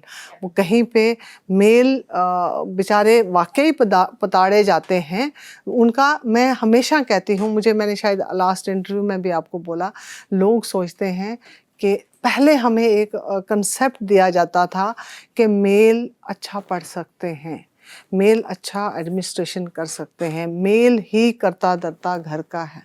मैं आपको सिंपल मिसाल देती हूँ, हमारे प्रॉफिट मोहम्मद सल्लल्लाहु पीस बी अपॉन हिम, उनकी जो नस्ल है, उनका बेटा कोई नहीं है, उनकी जो नस्ल है उनको जो याद किया जाता है उसके नातों से, उनके बेटी के बेटों से। इमाम हसन और हुसैन उनके पोते नहीं थे, उनके बेटी के बेटे थे। आज इस्लाम अगर जिंदा है तो सिर्फ उनकी वजह से। तब अगर उन्होंने उस वक़्त अपना गर्दन नहीं कटाई होती इस्लाम के लिए, इस्लाम तब ही ख़त्म हो चुका होता। तो मैं इसलिए कहती हूँ कि लड़की और लड़के में फिर वही बात आई। अगर आप इन्फोर्समेंट की बात करेंगे, मैं तो कहती हूँ कि लड़कियाँ आजकल ज़्यादा एग्रेसिव हर तरह से, क्योंकि उनको हमने पीछे पता नहीं कितने सालों से लगाया कि भाई आप पे जुल्म हो रहा है, और वो एक्चुअल में सोचा जाए ना, आज की डेट में भी उस पर काम नहीं हो रहा है। जैसे चारू ने बोला कि कैसे काम करना है, आपको अगर बोलना है, अगर मुझे कोई मेरे ऑफिस में मेरा सीनियर मुझ पे कोई गलत नज़र रख रहा है या मुझे मॉलिस्ट करना है की कोशिश कर रहा है, उससे पहले कि मैं उसे हंगामा करूं, कोर्ट में जाऊं, तूफान मचाऊं, उसको समझाना है अपनी बाउंड्रीज रख ले, ये मैं हूँ, ये तू सोचना नहीं कि मैं और कोई हूँ। ये मैंने करा है, I can't take name on this. मैंने कहा नहीं, याद रखना कि ये बाउंड्री है, इससे बाद चाहे गर्दन कट जाए या फिर कुछ हो जाए, कोशिश भी मत करना। अगर समझना है यही समझो, उसके बाद फिर मुझे बहुत दूर जाना पड़ेगा, तुम भी खराब हो जाओगे। इससे अच्छा है कि मैं तुम्हें प्यार से समझाऊं। बाउंड्री हमको लगानी पड़ेगी, और फीमेल और मेल में फिर कोई फ़र्क नहीं है। औरतों को वही बताया जाता था कि you are lesser than man, और मैं हमेशा कहती हूँ female can do multitask. Female में जो, औरत में जो ऊपर वाले ने जो दिया है, उसने कोई कमी नहीं हमें छोड़ी। हमें एक माँ बनाया, हम में वो शक्ति दी। आप अपने घरों में देखिए, अगर किसी ने देखा नहीं होगा आप चेक कीजिए, आपकी बेटी, बच्ची और बेटा अगर ट्विंस होंगे तो देखिए, अगर बेटी और बेटे में फ़र्क देखिए। बच्ची जब पैदा होती है, साल के अंदर वो बोलना शुरू करती है, चलना शुरू कर देती है, समझना शुरू करते हैं। बेटा, मेरे दोनों खैर से बेटे हैं, 1.5 साल में, 2 साल में, उससे पहले वो वहीं पे घूमते रहते हैं और सोचने की शक्ति। बेटा कभी काम नहीं करेगा, बेटी बर्तन भी मांज लेगी आपके साथ, काम भी करेगी, पढ़ाई में भी अच्छा करेगी, सब दे आर डूइंग वेल। मतलब अब हमें ये साइंटिफिकली एक BBC पे एक प्रॉपर टाइप रिसर्च हुई है जिसमें उन्होंने प्रूव किया कि female can think better than the man. वो जैसे कोई आप किसी को, मेल को फोर्स करोगे ये काम करने के लिए, फटाफट कर देगा। फीमेल पहले 10 बार सोचेगी मेरे को करना है नहीं करना है। तो दिस इज दैट्स इट। अगर आई होप कि आपको मेरा आंसर मिल बिल्कुल, गया मुझे हो। मुझे मुझे आंसर मिल गया आपका। Deepika, very quickly, gender equality एक बहुत बड़ा सब्जेक्ट रहा है। आज हम बैठ कर के स्टूडियो में बात कर रहे हैं, आज से मुझे याद है 10 साल पहले भी मैं इस सब्जेक्ट पे, लेकिन तब मैं भी एज अ प्रोफेशनल मैं भी ग्रो किया है मैंने भी। तो 10 साल पहले जो मेरा पर्सपेक्टिव था, अभी जो मेरा पर्सपेक्टिव है, उसमें बहुत एवोल्यूशन हुआ है। जेंडर इक्वालिटी को लेकर के आप इस वक्त जो लोग हमें देख रहे हैं, हमारे व्यूअर्स हैं मंथन के, आप उनको क्या कहेंगी? How should they understand gender equality क्या है? देखिए, मैं स्मृति सिर्फ इतनी सी बात बोलूँगी कि एक सभ्य समाज में अगर हम समानता की बात करते हैं तो महिलाओं को ऊपर लाने की एवज़ में हम लोग को पुरुषों को दबाना है, ये नहीं सोच होनी चाहिए। अगर हम समान लाना चाह रहे हैं तो समान को समान रहने दें। आज हम अपने सामने बहुत सारे ऐसे भाइयों को अपनी जान देता हुआ देख रहे हैं। जैसा मैम ने भी बोला, आजकल लड़कियां भी बहुत अग्रेसिव हैं। वो चाकू भी मारती हैं, वो चप्पल से पीटती भी हैं, वो थप्पड़ भी मारती हैं, वो सिर भी फोड़ देती हैं। उसके बाद भी अगर एक आदमी अगर पुलिस स्टेशन में चला जाता है तो उसको सुनवाई करने में आज मेरे ख्याल से महिलाओं से 100 गुना ज़्यादा दिक्कत आती है, क्योंकि उनकी सुनवाई नहीं होती है, उनके लिए कानून भी नहीं है। तो जेंडर न्यूट्रलिटी या जेंडर इक्वालिटी का बिल्कुल भी ये मायना नहीं होना चाहिए कि आप महिलाओं को अगर वो गलत कर रही हैं तो जाने दें। स्मृति, मैं ये इसलिए बोल रही हूँ कि आए दिन हम लोग ऐसे केसेस देख रहे हैं जिसमें महिलाएं बिल्कुल ही झूठे बलात्कार के, गैंग रेप तक के झूठे इल्ज़ाम लगा रही हैं, एक्सटॉर्शन कर रही हैं, अपने जेंडर का मिसएडवांटेज ले रही हैं, धड़ल्ले से बोल रही हैं अपने पति को कि तेरे को तो तेरे परिवार के साथ मैं जेल में सड़ा दूंगी। एक्स्ट्रा मैरिटल अफेयर भी हैं, फिर उसके बावजूद भी धमकी देती हैं कि तेरे से तो मैं 3 करोड़ एलिमनी लूँगी। ऐसे भी केसेस हैं जहाँ पे इतनी ज़्यादा धमकियाँ होती हैं कि उसके परिवार वाले आके पति को बिल्कुल पीट जाते हैं और उसके बाद भी उनके ऊपर केसेस लगा देते हैं। हम तो ऐसे केसेस हर रोज़ देख रहे हैं। अनफॉर्चुनेटली हमारे जो जजेस हैं वो कहीं ना कहीं एक लीनियंट अप्रोच रखते हैं। और मैं क्विकली बात बोलूँगी, अतुल सुभाष के केस में निकिता सिंघानिया और उसकी माँ को फटाफट से विद इन 10 दिन बेल इसलिए दी गई क्योंकि वो एक महिला है। गलत है ये। पुरुष अगर गलत करता है उसको सज़ा दो, उसको जो भी सज़ा देनी है आप सज़ा दो, लेकिन अगर महिला कुछ गलत करती है तो उसको आप सिर्फ इसलिए छोड़ दो कि वो महिला है, तो समाज गलत दिशा में जा रहा है। मुझे लगता है gender equality should mean gender equality. Punish the wrong, do not punish the gender. That is all I would से। चारू, आपसे पूछूंगी कि 23 साल की चारू प्रज्ञा को अगर आप उससे कुछ बात करना चाहें, कुछ कहना चाहें, कि आप नेशनल चेहरा हैं बीजेपी के पॉलिटिक्स में, एक स्पोक्स पर्सन हैं, प्रवक्ता हैं, और बड़े डंकी की चोट पे आप बिल्कुल बेडर होकर के, निडर होकर के अपनी बातें कहती हैं। 23 साल की चारू, क्योंकि बहुत सारी यंग ऐसी एक पॉलिटिक्स में आने की मंशा रखने वाली कई ऐसी बच्चियां होंगी जो इस वक्त आपको सुन रही होंगी, तो अगर आप खुद से पहले जो बात करेंगी वो क्या बात करेंगी? मैं एक चीज़ अपने आप से हमेशा कहती हूँ और वही मैं आगे सबसे कहना चाहूँगी। एक नदी जब चट्टान से टकराती है वो रुक नहीं जाती है। जब कोई हमें ये कहता है गो विद द फ्लो, इसका मतलब ये नहीं है कि हमारा एम तय नहीं है। हाँ, उस समुद्र तक पहुँचने के रास्ते बहुत सारे हो सकते हैं, यही मतलब है गो विद द फ्लो। तो अगर क्लिफ आएगा तो झरना बन जाओ, चट्टान आएगी तो उसके बाजू से चले जाओ, आप मुड़ जाओ, आप कभी कभी धीमी हो जाओ, कभी तेज़ हो जाओ, लेकिन नदी की तरह बस बहते जाओ। And if you don't stop, अगर आप लगातार वो चरैवेती का नाद गुंजाते हो और चलते चले जाते हो तो आप जीवन में बहुत कुछ पा जाते हो। एक ये बात है, और दूसरी एक बात है परमात्मा पर विश्वास। जब आपको अपने ऊपर इतना विश्वास है, और वो तब आता है जब आपको अपने भगवान के ऊपर विश्वास होता है।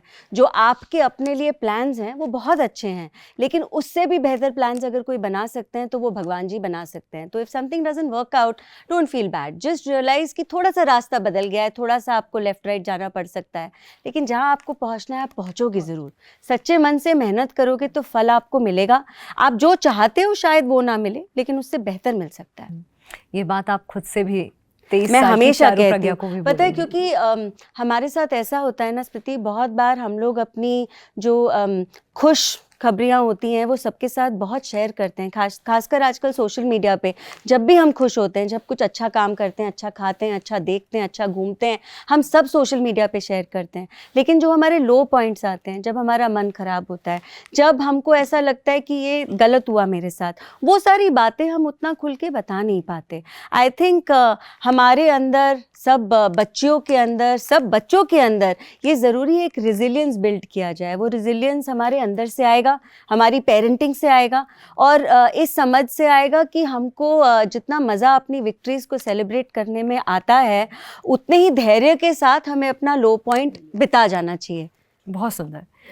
डॉक्टर साहब, आपसे पूछूंगी कि ऐसी कौन सी बात है जो एक महिला को, हालांकि आपने बहुत सारी बातें कही, लेकिन मैं इस चीज़ पे जोर दूंगी, जो एक महिला को, एक बच्ची को, एक 20, 21, 23 साल की बच्ची को अपनी बॉडी के बारे में पता होना चाहिए। आई थिंक जो सबसे पहले जो चीज़ हम लोगों को समझनी है कि हमारी स्ट्रेंथ्स क्या हैं।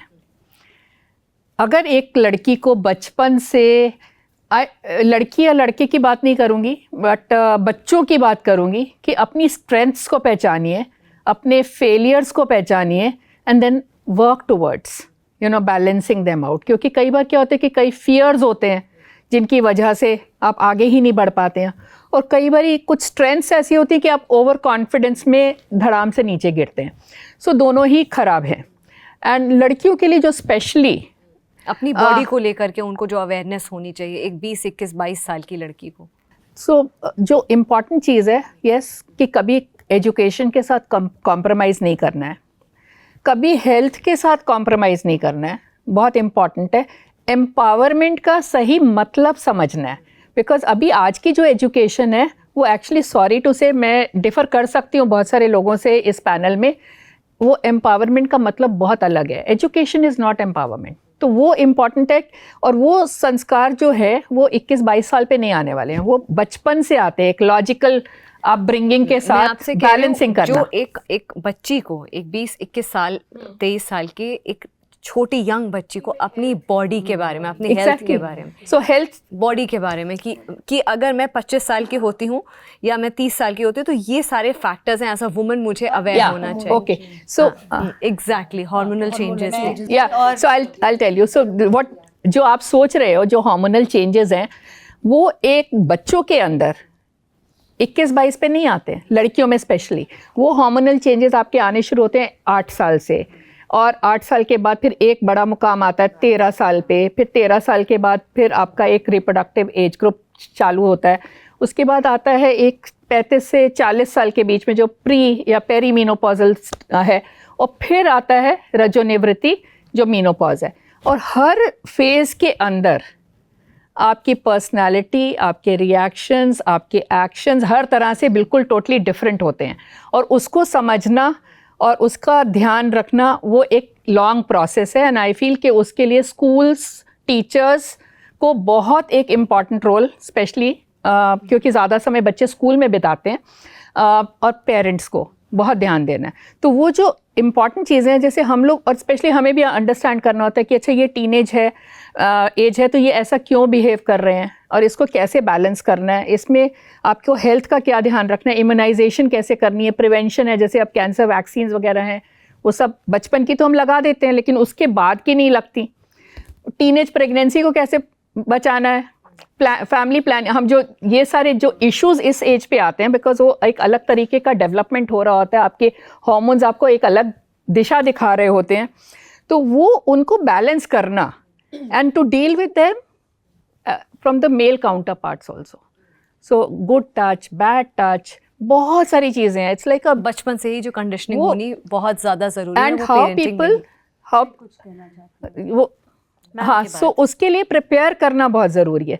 प्लस कुछ और चीज़ें जैसे समझाना, जैसे मैंने बोला फर्टिलिटी इश्यूज़ हैं, वो आपको समझ में आ जाना चाहिए इस उम्र तक कि इनको कैसे डील करना है, अपने करियर के साथ कैसे बैलेंस करना है।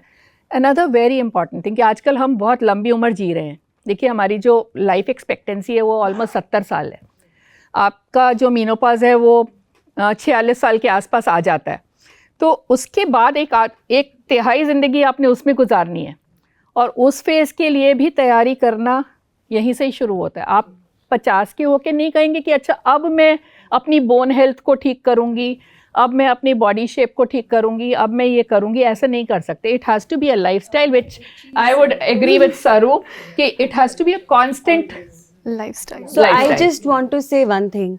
हम लोग ये भूल जाते हैं कि हमको ना जीवन में हर चीज़ दूसरी मिल सकती है, लेकिन दूसरा शरीर नहीं शरीर मिल नहीं सकता। मैं मिलेगा। इसीलिए शरीर और पे जोर दे रही हूँ ये कि as a बहुत body- ज़रूरी है। और Yeah. कभी कभी जब हम बड़े हो रहे होते हैं, टीनेज ईयर्स में, Yeah. अर्ली 20s में, हम ना सारा अपना दुख दर्द बदला अपने शरीर से निकालते हैं। Yes. और हम इतना अपने ऊपर अत्याचार करते हैं कि उसका असर अगर हमें तब नहीं दिखता ना, तो 50 साल की उम्र में जाके दिखता है।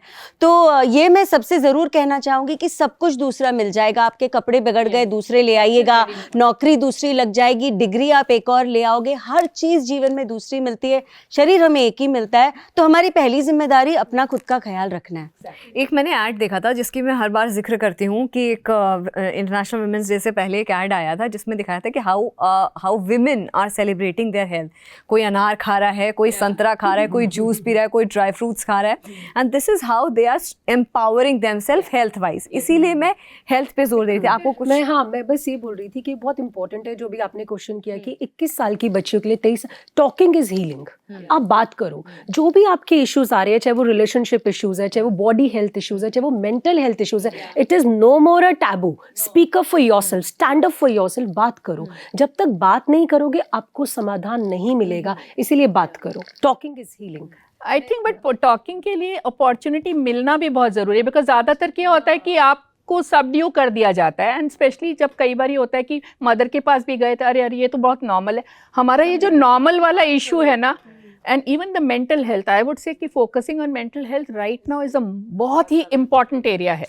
जो सरू, मैं लास्ट क्वेश्चन मैं आपसे पूछूंगी कि एक female content creator and a person जिसको इस वक्त काफ़ी लोग फॉलो कर रहे हैं, they draw their inspiration from you, खासकर जो मदर्स हैं, इसमें ऐसे कौन से आपको लगता है मिथ्स हैं मदरहुड के बारे में, एक कंटेंट क्रिएटर के बारे में, पेरेंटिंग के बारे में, एक एज अ इन्फ्लुएंसर, अगर मैं वर्ड यूज़ करूँ, if I may take your permission, because people are following you, they अगर आप कुछ बोलोगे पीपल विल गेट इन्फ्लुएंस्ड, वो आपको फॉलो करेंगे। तो मैं उस कॉन्टेक्स्ट में इस वर्ड का इस्तेमाल कर रही हूँ। तो हाउ वुड यू से कि मतलब ऐसे कौन से मिथ्स हैं या कौन से ऐसे मिसकंसेप्शंस हैं जिनको एड्रेस करना बहुत ज़रूरी है, and you at this position, आपके पास पूरी पावर है कि आप इसको एड्रेस कर पाएँ। मदरहुड के बारे में या मतलब एज इन कंटेंट क्रिएटर्स के बारे में, क्योंकि बहुत डिफरेंट एस्पेक्ट्स हैं ये सब। क्योंकि आप you have all these feathers to your hat, तो आप एक जगलर की तरह आप काम कर रही हैं, अगर मैं समझ पा रही हूँ तो, जिसमें आप अपना एक फीमेल कंटेंट क्रिएटर, एक मदर, एक wife, as someone who is, जिसको राइट इन्फॉर्मेशन पहुँचानी है। आपने बोला कि मैं सिर्फ, मेरा गोल क्लियर है, सिर्फ कंटेंट क्रिएट करने के लिए, अपने आप को अच्छा दिखाने के लिए नहीं, तो you have a responsibility also, जिसको मैं सोशल रिस्पॉन्सिबिलिटी जी बिल्कुल। तो मैं उसके बारे में पूछ रही हूँ। ओवरऑल मिसकंसेप्शंस यही हैं कि पहली बात तो कि औरतों को लगता है कि अगर अब वो मदर्स बन गई हैं, पहले तो वो कि सारी जिम्मेदारी अपने ऊपर ले लेती हैं। मैं बहुत जगलिंग कर रही हूँ, और तब भी किया जब ज़्यादा हेल्प नहीं भी थी, तब भी किया जब हमारे पास सोर्सेज भी नहीं थे, खुद ही वीडियो बना रही थी, खुद ही एडिटिंग कर रही थी, कोई टीम नहीं थी मेरे पास। तो जगलिंग कैसे कर रही थी कि मैं टाइम मैनेजमेंट कर रही थी उसमें बहुत ज़्यादा, कि मेरा एक एक दिन का एक एक पल मेरा बहुत कीमती है। मैं अपने बच्चे को पहले नहला के उसको बेड टाइम पे उसको खिला के सुला देती थी, उस टाइम पे मैं अपना कंटेंट लिखती थी। फिर उसके बाद मैं इसको पार्क लेके जाती थी, अपने लिए भी टाइम निकालना होता था। हाँ, शुरू के 2-3 साल मुश्किल है, पर एक सही एक्सपेक्टेशन रखना ना बहुत ज़रूरी है। कई बार मदर्स क्या देखती हैं कि मतलब ये वो मदर कैसे कर रही है, कईयों के पास बहुत हेल्प होती है, ठीक है, उनके पास बहुत नैनी है, पूरी टीम है उनकी, वो कर पा रही हैं क्योंकि उनके पास वो सपोर्ट है। आपके पास शायद वो सपोर्ट ना हो, तो वो फ्रस्ट्रेट हो जाती हैं बहुत जल्दी कि मैं ये लाइफ क्यों नहीं जी पा रही हूँ। तो पहले तो सही एक्सपेक्टेशन रखना लाइफ से बहुत ज़रूरी है कि बच्चा जब छोटा है वो आपका टाइम मांगेगा ही, और आपको वो टाइम उस टाइम में मैनेज करना है, लेकिन उस टाइम में आपको अपने लिए भी समय निकालना है, अपनी हेल्थ के लिए भी समय निकालना है। मैं उस टाइम पे भी मैं अपने बच्चे को ही साथ में लेके, चाहे मैं योगा करती थी, मैं जिम नहीं जा पाती थी क्योंकि वो छोटा था, ब्रेस्ट फीडिंग पे था, मैं नहीं जा पाती थी उस टाइम पे जिम। तो मेरी वो एक्सपेक्टेशंस क्लियर थे, मेरे गोल्स क्लियर थे, और मैंने उसी हिसाब से अपनी लाइफ को बना रखा था। मेरा सोशल सर्कल भी वही था जहाँ मैं दिन रात पार्टियाँ करती थी। अब मुझे पता है मैं नहीं कर सकती, और मैं चाहती भी नहीं थी। वो मेरा गोल, मेरा वो माइंडसेट ही चेंज हो गया था। प्रायोरिटीज़, बेसिकली आपकी प्रायोरिटीज़ किस तरह से आप रखते हैं, वो आपको सही प्रायोरिटीज़ रखोगे तो आप स्ट्रगल ज़्यादा नहीं करोगे, अपने टाइम को अच्छे से मैनेज करोगे। तो पर हेल्प मांगना भी ज़रूरी है।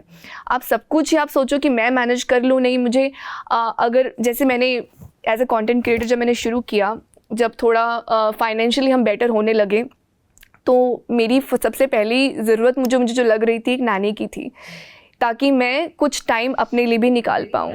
यस, तो वो प्रैक्टिकलिटी, तो वो नैनी हायर करी। उसके बाद मैंने अपने सोशल मीडिया मैनेजर हायर करी, जो सारे हम सब कुछ अपने हाथ में लेना चाहते हैं। हम किचन में किसी और को नहीं घुसने देना चाहते। ठीक है, मैं समझती हूँ कि कईयों को प्रॉब्लम होती है, पर फिर आप वहीं तक रहेंगे। फिर आप अगर उससे ज़्यादा आगे बढ़ना नहीं चाहते, कि आप किचन तक रहना चाहते हैं और आपका वो गोल है, आपको उसमें मज़ा आ रहा है, तो बहुत अच्छी बात है। आप खुश हो ना, इन दी एंड क्या चाहिए? खुशी चाहिए। आप अगर घर में एज ए होम मेकर खुश हो और आपको उसी में संतुष्टि है, बहुत अच्छी बात है। लेकिन आप कंप्लेन मत कीजिए फिर। लेकिन आप कंप्लेन भी कर रहे हैं तो इसका मतलब अगर आप अपनी लाइफ से खुश नहीं है, तो वो मुद्दा क्या है, उसको सोल्यूशन ढूंढिए, बैठकर बात कीजिए उसके बारे में। नहीं कर सकते फिर। हाँ, फिर कंप्लेन करना बंद कीजिए।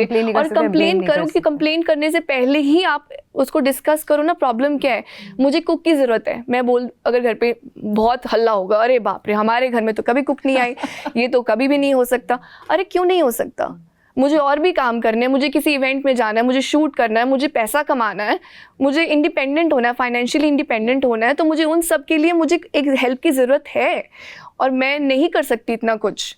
As simple as that. मैं नहीं हूँ मल्टीटास्कर, बहुत बड़ी मल्टीटास्कर नहीं। तो सबको लगता है कि मल्टीटास्कर मतलब सब कुछ खुद कर रही है, एंड फिर वो बड़ी अनेक हमारे एक तरीका होता है हमारी फैमिलीज़ में, कई बारी भाई ये तो सब कर लेती है, सुबह उठ के हमारे सबके लिए खाना बनाएगी, फिर उसके बाद ऑफिस जाएगी, फिर उसके बाद उसके अप्रिसिएशन में काम निकलवाना, ये भी एक तरीका होता है कि अप्रिशिएट कर दो।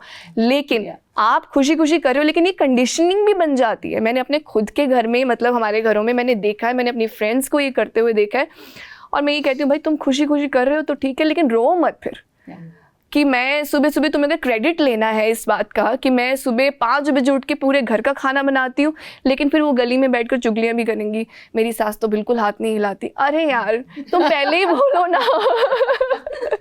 तो इट्स वेरी टिपिकल कि सारे हैट्स मत पहनो, हेल्प मांगो, प्रैक्टिकल बनो, और अपने टाइम का बहुत सही से यूटिलाइज करो। उस टाइम में अपने लिए भी समय निकालो। जैसे उन्होंने बोला कि हेल्थ है तो सब कुछ है। मेरी माँ ने मुझे हमेशा एक चीज़ बहुत क्लियर बोली थी कि जब तक तुम्हारी हेल्थ है ना तब तक सही है, जब तुम नहीं होगे ना तुम्हें कोई नहीं पूछेगा। जिस दिन आपकी हेल्थ खराब हो जाएगी तुम्हें कोई नहीं पूछेगा। पहले अपना ध्यान रखो, अपने बच्चे का ध्यान रखो, लेकिन अपना भी ध्यान रखो। और ये मदर्स को मैं ज़रूर एक मैसेज देना चाहूँगी कि अपने लिए समय निकालिए, जैसे भी हो, चाहे सुबह थोड़ी देर जल्दी उठ के थोड़ा योगा, जो भी वॉक, जो भी करो, अपने लिए एक थोड़ा बहुत समय निकालिए। या मी टाइम, सेल्फ केयर करो, वो किसी भी तरह से हो सकता है। क्योंकि अगर आप you can not pour from an empty cup. आप अगर हैप्पी नहीं है, एक हैप्पी मदर ही एक हैप्पी बेबी रेज कर सकती है और हैप्पी फैमिली रेज। अगर आप मन से खुश नहीं है और आपकी हेल्थ अगर ठीक नहीं है तो आप खुश नहीं हो सकते। तो हेल्थ का ध्यान तो रखना ही पड़ेगा, और आपके बच्चे भी आपको देखेंगे। हम देखते हैं हमारी मदर ने कभी एक फ्रूट नहीं खाया था, क्योंकि वो बच्चे के लिए रख लेते थे। ठीक है, फाइनेंशियली भी शायद उस टाइम पे कंडीशंस नहीं होंगी ऐसी, पर अब वो देखते हैं। और इसीलिए मेरी माँ हमेशा मुझे बोलती है कि अपना ध्यान रखो। अब मैं जाती हूँ, मैं जिम एक दिन भी नहीं मिस करती हूँ, क्योंकि मेरा बच्चा बड़ा हो गया, मैं कर सकती हूँ। उसको स्कूल छोड़ के सबसे पहले मैं जिम की तैयारी करती हूँ, उसके बाद मेरा बाकी का दिन शुरू होता है। वो मैं खुद के लिए करती हूँ, मेरे लिए बहुत ज़रूरी है। और मुझे पता है कि लॉकडाउन में जो मेरी मेंटल हेल्थ को इम्पैक्ट हुआ, मेरे इस एक्सरसाइज करने से इसने मेरी मेंटल हेल्थ के लिए क्या किया ये मुझे ही पता है। तो वो बहुत ज़रूरी है कि एक्सरसाइज आप सिर्फ अपनी सेहत के लिए नहीं, अपने मेंटल हेल्थ के लिए भी कर और रहे हैं। मेंटल हेल्थ मुझे लगता है कि वो एक इंजन की तरह काम करता है to take your body forward. It was a lovely discussion, आप लोगों से इतना कुछ डिस्कस करें and each one of you is an achiever. आपकी स्टोरीज़ इतनी इंस्पायरिंग रही हैं। शाहिदा जी आप यहाँ पे दोबारा आई, दीपिका दोबारा आई। मुझे ऐसा लगता है कि जो पर्पस मेरा रह गया था इंडिविजुअल एपिसोड्स में वो भी पूरा फुलफ़िल हो गया। और more than celebrating the international Women's day, हमने एक कह सकते हैं एक पैनल ऐसा किया जिसमें महिलाओं ने अपने दिल की बात करी और हमें शायद मज़ा आया होगा। बिल्कुल बिल्कुल मंथन होगा। आप सभी को अंतर्राष्ट्रीय महिला दिवस की हार्दिक शुभकामनाएं। हालांकि जैसे कि स्मृति जी ने भी कहा कि महिला का कोई एक दिन नहीं है, सभी दिन महिलाओं की शक्तियों को सेलिब्रेट करना चाहिए। But since we mark this day as International Women's Day, so I would say today is a day of pride, inspiration and celebration. And International Women's Day is not just a date on the calendar, it is a tribute to celebrate the strengths, the achievements and the resilience of women across the globe. और मैं अंतर्राष्ट्रीय महिला दिवस पर ये कहना चाहूँगी कि आइए हम सब मिलकर संकल्प लेते हैं कि इस ऐसे समाज की संरचना करेंगे जहाँ पर पुरुष और महिलाओं में कोई भेदभाव ना हो, दोनों एक दूसरे के सपनों को साकार करें, दोनों एक दूसरे की आवाज़ बने, दोनों एक दूसरे का सम्मान करें, हमें करना चाहिए। और जाने से पहले एक फॉर्मूला मैं आप सभी को देना चाहूँगी, formula of 3S that would help male female everybody out there: self love, self respect and self discipline. ये तीनों चीज़ें बहुत इंपॉर्टेंट है। अगर आप इन तीनों को अपनी लाइफ में इम्बाइब कर लेंगे तो आप देखिएगा आपका जीवन 360 डिग्री ट्रांसफॉर्मेशन ले लेगा। तो आप सभी को महिला दिवस की हार्दिक शुभकामनाएं। आप सबको मेरी तरफ से वुमेंस डे का, इंटरनेशनल वुमेंस डे का बधाई और मुबारकबाद देना चाहूँगी। और ये ज़रूर कहना चाहूँगी बहुत शॉर्ट में कि हमें ज़रूरत नहीं है किसी को गिरा के आगे बढ़ने की। हमें बराबरी की ज़रूरत नहीं है, हम ऑलरेडी कंप्लीट हैं। और अपने अंदर की अच्छाइयों को, अपनी ताकत को, अपने इनर स्ट्रेंथ को पहचानिए और आगे बढ़िए और अपनी फैमिली को साथ लेके चलिए। ये जो आजकल की जो हमारी सोच, हम कहते हैं बदलने का टाइम है, सोच ये भी बदलने का टाइम है कि हमें अपने आप को एक जो हमारा समाज, हमारी जो जिस धरती से हम इस हिंदुस्तान की धरती से जो हमने सीखा है, सदियों से हम जो सीखते आए हैं कि हम फैमिली को लेके चलें और अपनी फैमिली के लिए भी हमेशा खड़े रहें, दूसरों का दुख दर्द बांटें और दूसरों के काम में हमेशा काम आएँ। और आपको इसी के साथ बहुत बहुत शुक्रिया आपका और बहुत बहुत मुबारकबाद दूंगी कि इंटरनेशनल वुमेंस डे पे आप सब आगे अगले साल तक आपका बहुत और ज़्यादा हेल्थ, वेल्थ और सब मेंटल अपना हेल्थ ठीक हो करें आप और उसके पर बहुत वर्क करें। धन्यवाद। Wishing all the women out there a very, very happy International Women's Day. My humble request to every woman out there is that you have been given a lot of powers, you have been given a lot of rights. Please make good use of that. Please do not misuse that, because even if one woman misuses the rights that has been given to them, it is not just an injustice to an innocent man, but it is also an injustice to women who actually suffer. And last but not the least, बहुत सारे पुरुषों ने महिलाओं के अधिकारों के लिए आगे आवाज़ उठाई है। अगर आप में से किसी को भी लगता है कि आपके आसपास किसी पुरुष के साथ गलत हो रहा है तो उसके खिलाफ अपनी आवाज़ ज़रूर उठाइए। Thank you so much. Happy International Women's Day to everyone. Thank you for watching us today. Equality is not similarity. आपको पुरुष बनने की ज़रूरत नहीं है. You are already empowered. All you need to do is reclaim that empowerment. नारी तू नारायणी, तू दुर्गा, तू सरस्वती, तू लक्ष्मी, तू धरती. Every single thing that we pray to in our culture is actually feminine power. So all we need to do is reclaim that power again in the right way and move forward as society. Very happy international Women's day. मेरी तरफ से एक बहुत ही एक important message है कि कोई भी फैमिली या कोई भी नेशन या सोसाइटी या पूरी दुनिया बिना औरतों के सहयोग के आगे बढ़ नहीं सकता। और उसके लिए बहुत ही इम्पॉर्टेंट है कि हम उनके ऊपर ध्यान दें, खाली इंटरनेशनल वुमेंस डे पे नहीं, हर रोज़। और उनकी हेल्थ, उनकी फ़िज़िकल, मेंटल और फाइनेंशियल हेल्थ बहुत बहुत इम्पॉर्टेंट है, जिसके लिए ध्यान देना बहुत ज़रूरी है। और इस साल का जो इंटरनेशनल विमेंस डे का थीम है वो है एक्सेलरेट एक्शन। एंड वो बहुत एक इम्पॉर्टेंट चीज़ है, क्योंकि बातें तो हम बहुत सारी करते हैं, लेकिन उन पे एक्शन कैसे लिया जाता है, उनका इम्प्लीमेंटेशन कैसे होता है, उस पे ध्यान देना बहुत ज़रूरी है। सो मैं चाहूँगी पंख और परवाज़ दो, नारी को आकाश दो, बिकॉज मैं हमेशा ये बात बोलती हूँ, if you'll hold my one hand I will conquer the world with my other hand. A very happy international Women's day.